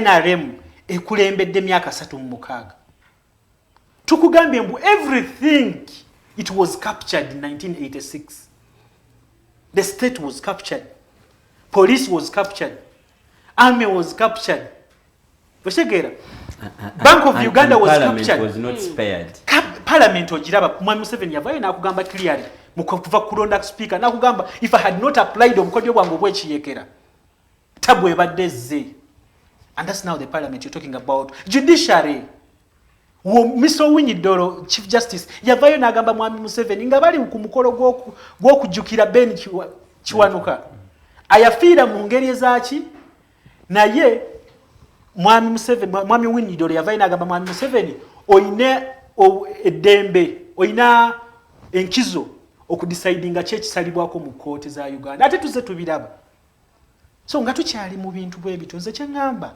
fenga bana Uganda budde buno more especially our generation fenga nga bwetutudde wanoza tuli mu generation yemu Mwami Museveni yatula ku generation y'abakitafu atudde ku generation ne yaffe kati alimu agitwala because of the agenda of the 50-year plan katayagala ne yabana baffe na yakole ki agitwalira I think this is enough time tumugambe tutule tumugambe because we are going to be asked me and you Lilian abana batubuze dad oba grandpa were you also part of this bana Bunyoro nchiwana abo bakubuza exactly and that's why you see yesterday nabadde following a program on 26 nga following a program yabadde one nga kuliko two senior citizens Justice Kanyehamba nabuza Honorable Yona Kanyomozi okozeewo ki namugamba nze I challenged Mwami Museveni in the courts of law noli naye nagamba ndi wano ndi mukwogera nange bwe mbafunye space so naffe kye kituleeta wano okulaba nga twogedde ebintu bino so that wabeewo abategeera tufindinge way forward okulaba nga twatereze gwanga twayanziza Mwami Kasule Mwami Mubazi nkomyewe wuwo still tukyali ku kati engeri gy'olimu nakibiina kya NRM katutunulyeko ku 10 points program tutunulire ndoza yali point oba namba 7 ya elimination of corruption but I selectinze because manager gala like tutandikire ndoza kweyo yenyini ya elimination of corruption and misuse of office elimination of corruption because corruption issue mu ggwanga yonnene ate igenze egatta abana Uganda nabo bennyini nga begasse mu corruption because corruption ali enguzi n'agiwa bonna baba corrupt so corruption NRM egezezaako girwanisa kubanga abasinga bali makomera kati nga Kazinda naye ate waliwo n'abalala bebawadde ministries waliwo n'abalala bebawadde ministries ate ekirungi kya NRM ekooti weri nti ate bagamba nti oba suspect until proved guilty tojja kubeera wano ogambe nti gundi yabba genda mu kooti okole ki gye mirembe gye twakola ki NRM tubakubireko mu ngalo n'olwekyo era tusaana obugalo neyakkiriza nti nazitwala yakkiriza nti nazitwala sinnamuwulirako Alice Kaboyo mpozi basooka kukola ki Alice Kaboyo yakkiriza sente nazitwala mu nzikirize nzikomyewo she's now a minister bamuwa promotion wanyaga kati ni otuswaza jango ozindule ndowooza yaba opposition nayenga Mrs. Office tugezezaako okukabinga oba mu kooti twagenda oba tetwagenda kimanyikibwa n'atanazaalibwa sente z'abalwadde ba siriimu balwadde ba ssenyiga aba kansa yatuuka eruzira emanye court system buli weekola nze njagala nnyo okkirize nti court system ekola okusinga okubeera ogundi yabba kati ogundi yagenda n'agamba banzi bakalulu genda mu kooti okole ki tomala n'oddukayo twasisibuzaali enfu kati otugenda ku simba muzakyefu Mwami Baker corruption ono anaabeera atya eliminated nga abenyigira mu bikolwa nga bino bali protected by the state? I don't think bali protected by the state kubanga wawulirako omukulembeze w'eggwanga bwe yali ayogera ku nsonga eno kyabakola ng'agamba IGG omukyala Betty Kamya we yamugamba nti lifestyle tagi auditinga anaabeera atya eliminated ng'abantu abenyigira mu kikolwa kino bali protected? sikirabanga protection. Okay, waliwo akubye. Hello. Yes, nga sinza nagumiikiriza paka obudde nga butambula nga sinnakuba naye Katonda nanyamba nenkuba neeyitamu. Ekisooka kya byonna njagala kwebaza mukulu Mubazi olw'obuvumu ng'era banne babadde babeera nga bamuteera okukyaza nti bo obuvumu businga kuba omusezi agula essuwaani kubanga ye yatulako ati emisana tuku n'abagamba mumpe essuwaani zengendireko emirambo zange. Nabwe ekityo ne mukulu Mubazi bambi mbeebaza kirabika bwe kaba nga kalinga bwe guba mu kwesesa nga bw'olaba tano zino ez'amakubo kirabika bonna bayita omuntu baba brain washing ne babakoye babagamba nga tebalina kutuusamu yadde ennyukuta emu. Mbadde natera omunenya naye ate nenzijukira nti mu kumunenya ate nze ajja okuba n'obuzibu kubanga eggwanga we libeerera nga ba presidential advisors ab'enkizo olinamu simanya nga bahafu figa bafulu figa bwe batyo simanga bukyamaani balina n'omukyala Kasule Musaasira n'abalala nga bebawa omukulembeze amagezi kati awali toyinza kuvayo kunenya mukulu Mubazi kubanga era ndowooza naye abolako obubuzi katonomeko mu advisor kubanga era layini y'emu yeeyo. Era bannange neewuunya anzijukiza nga tukyali baana bato twatulaga mu kibaasi nga ndi mu level B etaano eyo nga waliwo abatula mu kibaasi ene mpuntebe omutwe ogusemba kati nno abaana abo nga balina ebirowoozo ebinene babeera bayimba driver kyongeza omuliro naye nga bo tebamanyi na kibaasi gwe bakiwetera. Kati ye mutunzi atudde mu kibaasi eno ku mupiira ene mabega ayisaamu omukono eri baweta buweesi kibaasi bannannyini kyo ye bambi amanyi mwatudde era y'omu ku bantu abajaganya ne bagamba batutudde mu baasi eno ne bwemubuuza etuuseewa ng'akoona ku munna muli mu maaso wamma ssebo awatuufu tuuse yewa. Kati Mubazi tamanyi na baasi weeraga akituddemu kiri awo ekitudde ku bitafaali kibaasi kyabwe kibalimu naye yamanyi mwali atudde nabwe ekyo ng'ava waggulu. Twawule omanyi Katonda yali tuyambyeko ntulaba twawule enjawulo wakati wa okukula n'okukulaakulana. Nisagala kuyigiriza mukulu Mubazi Oluganda nze gasiri Muganda. Kati ye mukulu Mubazi alaba growth tajawula na development. Era kyawukana okuba n'omwana ng'amaze emyaka 2 ku nsi naye ate nga yakonziba nga tasobola yadde kwavula. Era oyo omwana abeera akuze because aba alina emyaka 2. Okukulaakulana ate kukwanjawulo mu kukula kati mukulu Mubazi ye bambi ebintu abiraba mu ngeri y'okukula so si kukulaakulana akume naye nsaasira bambi ab'ekika kyavaamu kubanga babanga gwe balinawo akubira NRM akadingidi Mayanja ne munno muwe notisi bannange ebintu abirabe nga bwe akume. Tukyagenda maaso Mwami Baker. But you are discussing corruption. Yes, sir. Nti badde nkunnyonnyodde nti abasinga babadde batwalibwa mu kooti tulabanga nga bagetinga prosecuted. N'olwekyo maybe to appreciating the fact nti waliwo abakoze eki abadde arrested baba convicted mu courts of law. The court system eri open ekola esobola okukwata omuntu. Awo kituze ku independence ya institutions zino zetuyina obuli zinasobola zitya okukola emirimu gyazo ng'ate obuli awo ziyingirirwa mu ngeri emu oba endala. Kale sitegedde lwaki ogamba nti ziyingirirwa kubanga nze ndaba ziri independent okusinziira institution nga kisigeddamuzi.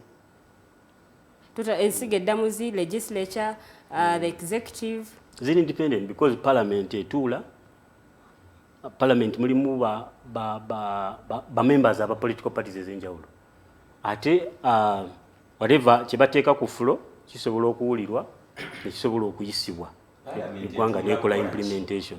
Mu biteeso ebyo, what is the ultimate objective of our parliament? Because nga parliament yeeyisa amateeka okugakole ki gasobola okurunning eggwanga. Nga gagirunninga how? Mu nsi endala parliament legislatinga in tandem with the objective of the country. Eggwanga lyensinzo studying up the objectives to create a welfare state. Abantu nga balina ebitandikirwako ebibayamba okukompitinga. Tevola nti parliament eba ne committees ez'enjawulo no nti bw'ogamba nti ogenda kufokasinga no anti komite ezo zonna abo bonna abatula mu nyumba gye bayita parliament bye bakola bitegeeza ki eri munnayuganda kyemadde njagala okola ki amateeka galina okuba n'ekigendererwa. Hello, the Voltage program Joli Mukulaba. Amanya gune Josinzi. Yes, mwebale okuweereza. Webale kusima sebo. Erinnya Kyaguba Robert Katongole. Yes, mwami Kyaguba. Tusimanye empeereza yammwe. Naye tulinamu ebigambo ebigamba nti ayogere nnyo yasinga omusango. Baganda bange Bwana Mayanja ne Bwana Kasule boogedde nnyo tebagala kuwuliriza Bwana Baker ng'ayogera. Ate ekyo kizibu kiri mu opposition yonna nti bo baagala omuntu waba ayogere ebibanyumira era bwe baagala okuwulira tebaagala muntu ayogere mazima. Omuntu buli bwaba ng'ali mu kwogera ekituufu omuleka n'obudde n'akuwulira kubanga omuntu yenna ali mu kuwa ansa entuufu tayogerako mwisi bwe babagamba nga bwogera ng'olandaga kitegeeza oli mu kuwandika relevant. And for us we hit on the point. That's why Mubazi Baker is there to give you facts. Naye ababuulirizi n'abagamba nti President Museveni ensi gy'agijje right away from since mu 1980 bwe yagenza mu nsiko okutuusa bwe yava mu nsiko mu 86 Uganda esevudde. Muleke kennyini Bwana Mayanja temwali badde ku TV nga mwogera ne mukuba empawa kubanga singa mwafadda polio measles omusajja abo babuuliriza naye you don't want to understand this. Omukulu w'essimu avuddeko. Agambye twawule enkula n'enkulaakulana. Yes, yagwe. Naye ne mu biology mulimu growth and development. That topic is joined together, meaning it is one thing. Kati gwe buli lwokola ekintu omanya nti what you dealing with a problem eyeetaaga okujja ng'olabye symptom weri. So Bwana Mubazi Baker nja kumwebaza yeebala okuba nti ayimiriddewo ku lwa NRM n'agyogerera ebituufu azibula Abannayuganda amaaso.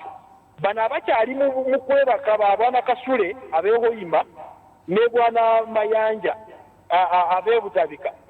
Buli muluka gwonna twagezaako ne tuteekawo health center tools tulabe nti Abannayuganda baffe babeera balamu. We don't want to talk about these developments. Buli kaseera mwagala kwogera ku bikyamu gavumenti byekoze. Please talk about eggwanga gye livudde, where we are going vis-a-vis the population that we have in this country. Mbabuulire ne mu America mulimu abantu abatalina mirimu.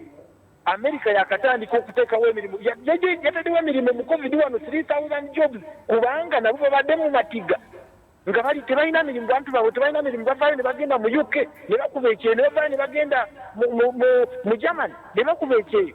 So kati ffe Omunnayuganda waba avudde mu Uganda n'agenda Abu Dhabi okuba ekyeyo, where is the problem? So baganda bange mwebala okuweereza naye bantu mu aba opposition muyigengako okusiimako where due diligence.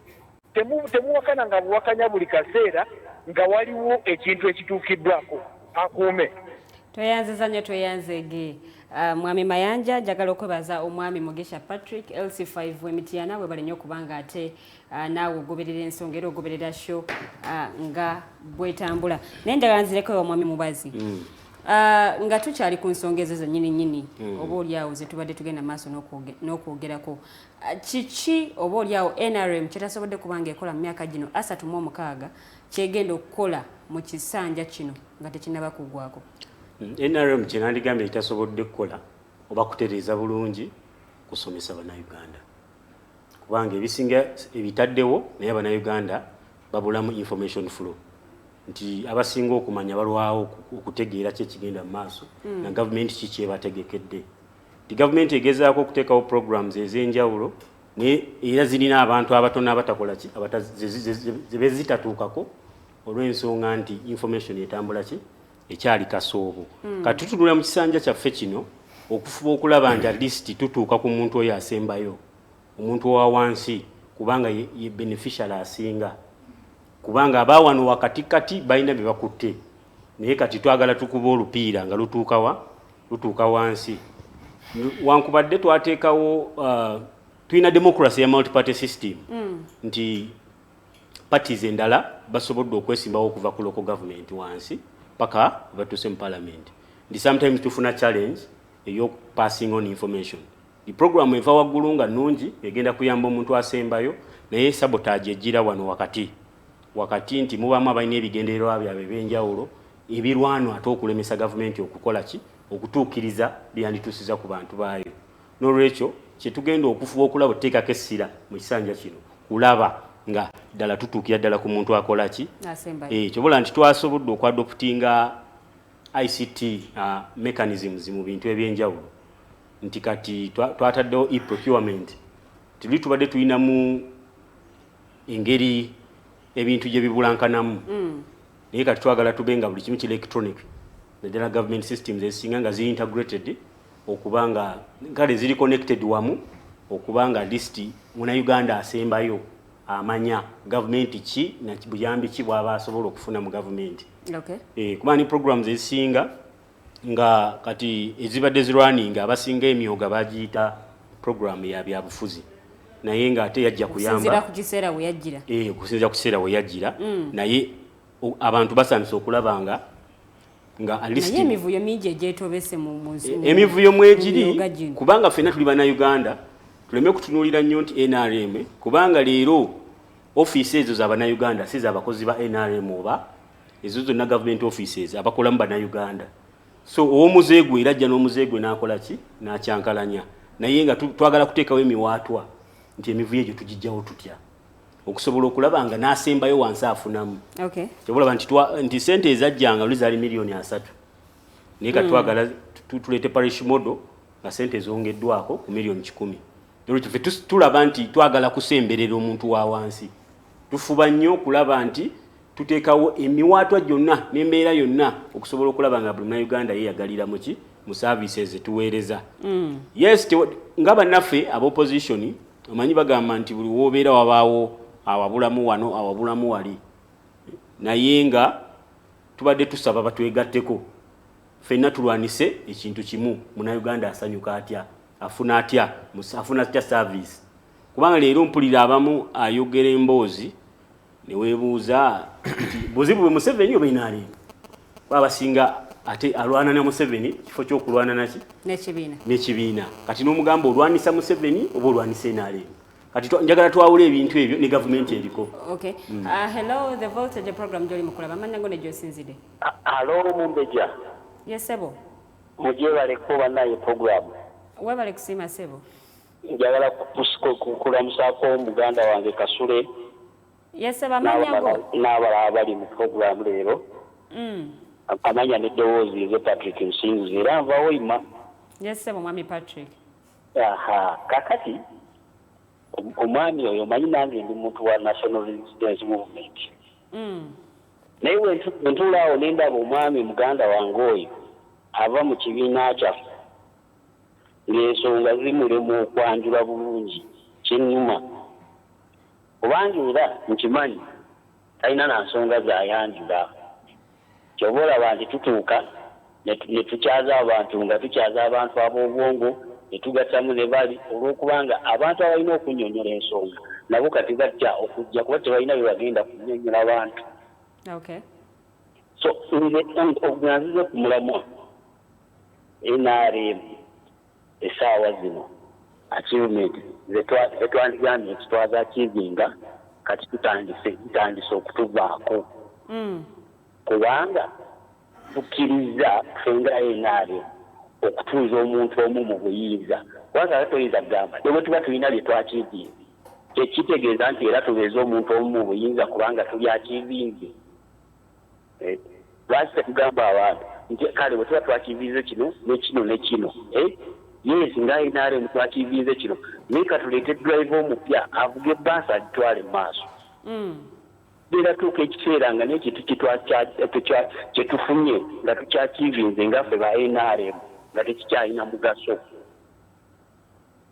Tobola ogenda ne muleka drive omu nga yeebaka mu baasi abavuga baasi neetuuka neefuna accident muba mutuuse gye mulaga nga temutuuse. So therefore ngamba muganda wange oyo muganda waffe owa youth atandika okulaba ensonga ngaffe abavubuka bwe tuziraba ate atandika okuba n'omutima ogulumirirwa eggwanga kuba kati essaawa zino tulina kwogera bintu birumirirwa ggwanga tetulina kwogera bintu nga biyamba kibiina nakutukuumira mu buyinza naye nga tetulina kyetuwa bantu.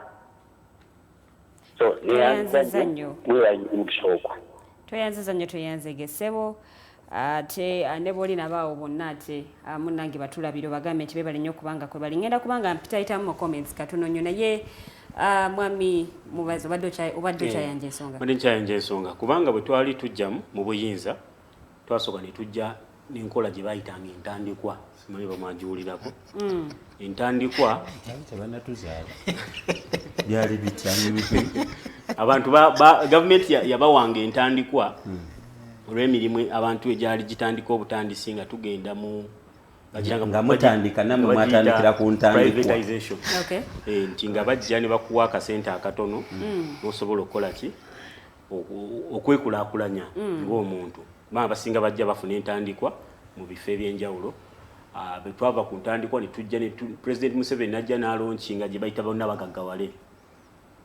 Bonna bagaggawale yeereeta NADS nti twagenda okukitunulamu nga sekita y'ebyobulimi eyinza okukuumira abantu mu areas ez'enjawulo nga buli omu alina kyakola nga basobola okulima emmere gye basobola okulyako ate ne basobola okugikola ki ogitunda okufunako ekirala. Naye mwami Mubazi tubadde oba oliawo ne projects nyingi zibadde gavumenti zeereese okulaba nti bayambako bannayuganda oba oliawo okutereeza n'okutereeza ebyenfuna by'eggwanga naye tulaba nga tukyatawaanyizibwamu bwe tutuuka ku nsonga zino zennyini oba oliawo n'ebyenfuna by'eggwanga okubanga bikyagootaanye nga tetweyongerako kiri awo obuzibu buvaawa.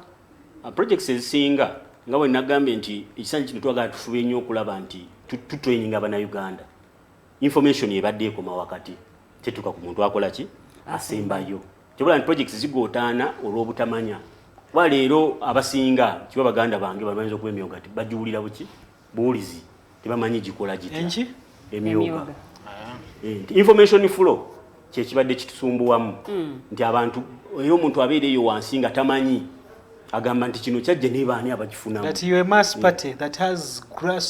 anti kati ye structure zetwagala okukola ki twabali ku kyalo n'ebyemyoga nabo tebabitegedde nti abasinga abo opposition tuleke katonda yatuteeka befe nega n'asatu ku buli kyalo nago tegategeera bya gavumenti yaabwe agasinga baagabuzaabuza information muganda wange ono bw'aba agamba ku myaka 36 tebalina mechanism to okusindika information wansi then they are not fit kutukulembera kubanga otunulira Catholic Church ku bigambo ebyawandikibwa ku University of Pretoria Catholic Church papa bwayise ekiragiro obudde buno bugenda okukya jjajja wange mu kyalo nga kyatambulirako anti kati papa tajja kusangayo omuntu ali wrong kati bw'oba ngamba wano mu Uganda ngamba mbu okoze road network okumalayo eggwanga lyonna tolina capacity otambuza information oshagera nga waliwo ensinga ekuze nga tuli mu global village no sikwongeramu nga tuli mu global village then waliwo uliriza nti sinti buli omu agenda kuba n'essimu eyo seereza sinti buli omu agenda kuba nayo naye obuzibu tufuna bwe bate muyemmwe sigirina naye ntegeera nti mwe mwandibadde obuzibu bwe tufuna information oyinza okujja bwe n'ogamba bano babbiramu ki bantu buzibu tulina yemmwe waliwo wano mwami Rogers ataddeyo ekibuuzo n'agamba Baker, you should be ashamed. What corruption have you fought? We lose half of our annual budget to corruption every year according to the IGG report, and yet it is among your 10-point programs. Stop your jokes, bro. How did you even become a councillor? If you legitimately became one anyway, why can't NRM people support objectively and be loyal to the people, not to the party leaders? No, they are loyal to the people, and we are very loyal. Abantu kya corruption kyagambye nti we are losing. Kyobola nti twagenze digital okusobola okukabinga lose ends ezo zetubadde tulina okusobola okuba nti at least your rate ekola ki egenda wansi. Kubanga no corruption tekolebwa abantu nti bawagezi ba party no opposition bamuteekamu ng'agenda kusuula government. Bino byo tulina okubanga tubiraba tebe kubeera ku opposition buli ssaawa kubanga abakola mu office za government bana Uganda. Mwami Patrick Musinguzi agamba, I'm a member of NRM, but it's not fair to put a councillor debate with such minds. At this point, we need to debate substance. At our generation, which I'm sure it's what that NRM councillor belongs to, we need to talk real issues that look at how to take our country forward and in the right direction. True. Bwatu Mwami Patrick. Kati yakikoze anyonyodde. But information jengezaako okuyamba bana Uganda abatulaba kwe kubabula NRM gyevudde emyaka 3 mu 6. Okay. Kati nga bwe nina bannanga aba opposition bo bajja kwogera ekiri negative. Nze kamba nnyonnyole ekituufu NRM kyetuuseeko kubanga tuliwo okubalaga kubabuulira kubanga ye yajja okugamba nti okusinziira ku kyoyogedde wano tekyatuuka. Okay. Mwami nga sinaba kujjawoko Mwami Kasule, Mwami Lavet Nori Agambi, I appreciate Honorable Kasule's speech. It's like President Museveni is forcing us to go in the bush also, and when it means to do it, we shall respect Honorable Ismail Kasule Amoti or Wensonga. Hoima people are proud of you. Bakusiimi Mwami Kasule. Wadde China chocho. Badde njagala kubuuza muganda wange oyo. Ku myaka gye n'engeri gy'atunuliramu ebintu.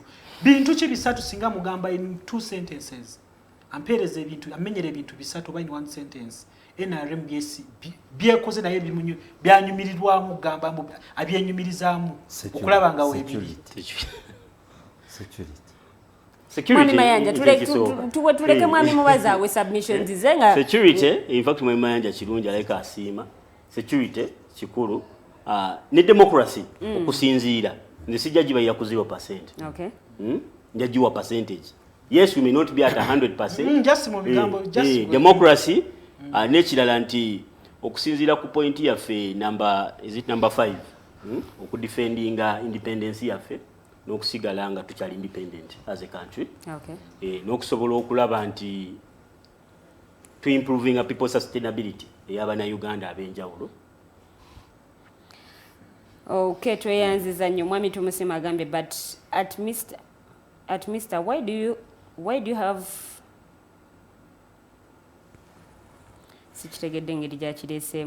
why do you have think when the examples and facts on table are not hidden but published? Ngenda kubandoza nziramu okwetegereza comment ya Mwami Kato nga bwagirese. Mwami Brooke Williams yambuza jobs in ICT, omukulembeze w'eggwanga bwatu bwe yatutegeeza nti waliyo emirimu mu ICT. Mwami Chaguba ataddeyo comment naga, why is it that Americans go to UK, to Uganda and other countries? By the way, America has just created 3,000 jobs last year, meaning they also have unemployment problems. That's why they can even give unemployment benefits. Bwatu Mwami Chaguba bwategeezeza. Mwami Kasule simanyi nsonga eno gwogerako ki. Comments nyingi nabukera teditenja gamba, security NRM lies and hides in security while torturing Ugandans and killing them. Opinion as an individual, but we are not hiding in security. tusobola kubanga twekweka mu security okusobola okunyigiza Abannayuganda nti wa mwami Kasule ne mwami Mayanja basanyufu ne bava wano bamanyi bajja tuuka ewaka ki bali bulungi. Ekyo kiri sure. Ojja tuuka bulungi sebo. Mwami Kazembyeyo ndowooza comment eno evudde wa Mwami Rogers tuli ahabwe. Agambye, the question is not the number of political prisoners, Mr. Baker. It is that one of the major reasons why Museveni went to the bush is because of militarization of the state. How different is he from his predecessors that he fought against? Today, Museveni, from okuva ku local level, asobola okuba competed with. Ate abantu basobola okusalawo kye baagala. Nga bw'osiibula. Yes, nga bw'ensiibula. Mbadde nsaba Bannayuganda nti NRM byezeekola ebyenjawulo ezeetekawo system ez'enjawulo. Yes, teziyinza obutaba perfect bategezezaako okusembeza Omunnayuganda okutegeera gavumenti ye kyekola ki kyegezaako mutuusaako nti abasinga tuleme kulwanisa President Museveni ng'omuntu kubanga tugatta ebintu bibiri, gavumenti ne President Museveni. Abamu bagamba nti President Museveni aluddeko nnyo naye tululya system. Biseera ebisinga nga abamu bagamba nti toyinza twala mbuzi ku mazzi wali n'ogigamba nti nywa. Era ennyonta eba egirumu ekole ki? Enywe. N'olwekyo kye mbadde nsaba Bannayuganda tunoonye okumanya ate n'okumanya tujja batuusaako kubanga programs nnyingi ze tuyina eziyamba Abannayuganda bajja mu bwavu n'okusobola okwekulaakulanya n'okutambuza obulamu mu maaso. Okay, tweyanziza ne Mwami Mubazi. Mwami Mayanja njagala kuwunzika naawe obubaka buwunzika naawe. Ekikulu ennyo Government ya NRM kyesobola okuwa Bannayuganda nga ekiweweeza ku bulumi kwe kubawa essuubi kyekyo kyokka kye baweereddeyo omuwendo omunene tutandika okukyogerako tukiteeke mu nkola kyekiriwa. Bannayuganda abaakoowa bapulezidenti abaweerayo obuyinza ku nnyonyi era tukooye okulaba abaaliko abakulembeze ba Uganda nga babeera ku mawanga amalala. Tuyaayaanira nnyo ekifaananyi ng'ekibadde Kenya ti Mwami Kibaki ng'agenda kulumberwa Muzeeyi Moi n'abalala era nga bwe kibadde Tanzania. Muganda wange njagala tukkirize okujjako nga gwe naawe oli mu kategole y'abakulembera baawano abasula Cairo. Tukkirize ti myaka 36 gya NRM tewaliwo nsonga n'emu bweti gye tugaa nti eyo tugikoze tugimaze. So nga Abazungu abajja wano okuzimba East African Railway by 36 years baali feezi eyo bagikoze batya? Bagimaze. Twandibadde tugamba nti waliwo security. Tetusobola kukyesibako ng'ekibuga essaawa zino amagye ge gatuyigiriza okusala oluguudo. Nti era abatembeeyi abazze okunoonya livelihood ebyabwe biboyeddwa olw'ekibaluwa kya minisita wa security ku intelligence etali justifiable. So oyo omuntu eyamiddwa omukisa gw'okutunda emiyembe gye agulira abaana b'akawunga ne bw'onoosula wano tusobola mumatiza nti alina security. Maliriza. Information katono nga. No katuleke Mwami Mayanja malirize. Therefore, President Museveni nze kakyanga ayogera emyaka 36. Mulundi gumu gwokka gwe yayogedde ne musoma ne mutega. Yaga nti njagala Uganda ebeere center of gravity of the East African Community and the African Federation. Yadefininze bulungi nnyo vision. Kati nze bwenzire mabega n'entandika okubuuza nawe if Uganda must be a center of gravity kitegeeza nti systems zaffe wano zirina okubeera nga ziri thorough. If it is democracy buli muntu aba amanyi bitambula bwe biti ne bwe biti.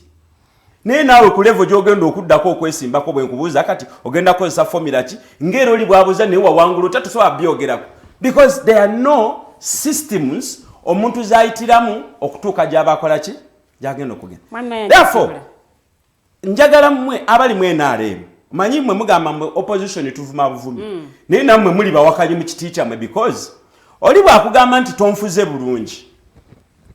Nze bwe nali ntandika okusoma ebyobufuzi banga nti kasitanga omuntu avaayo okwesimbako kitegeeza nti byokola tebimusanyusizza ye kajja abyekolere.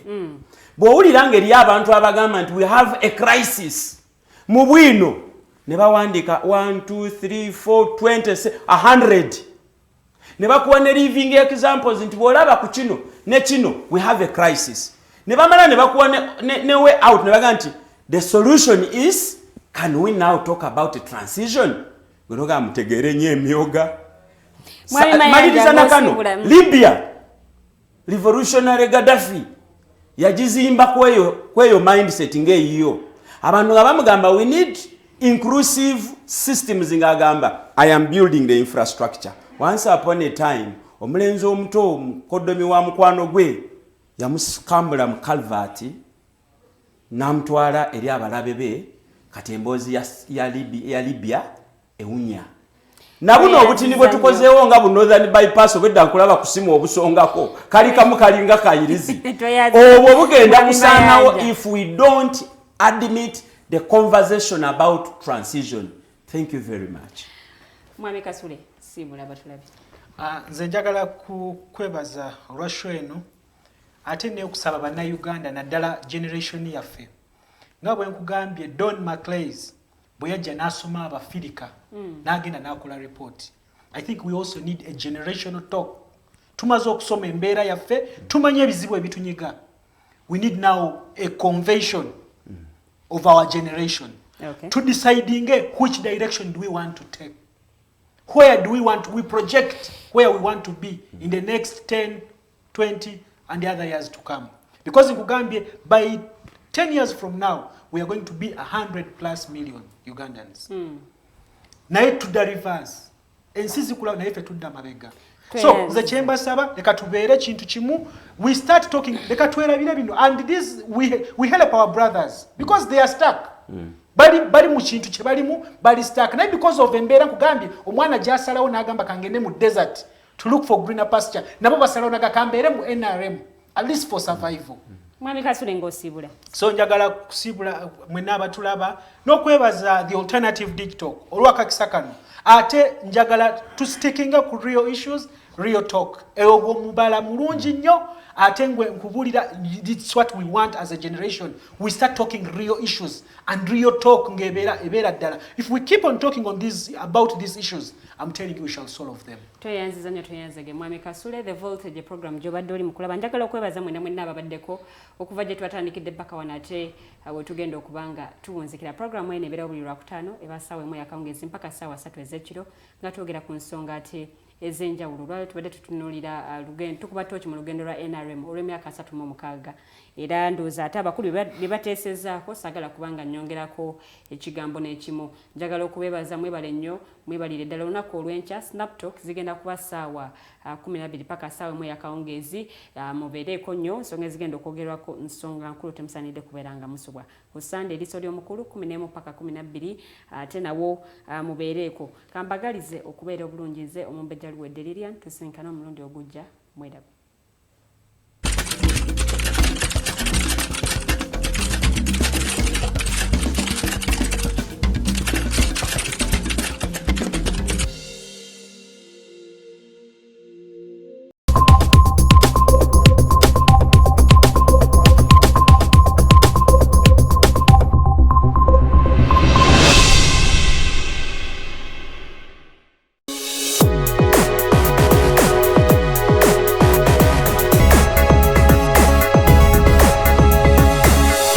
Alternative Dig Talk. Real issues, real talk.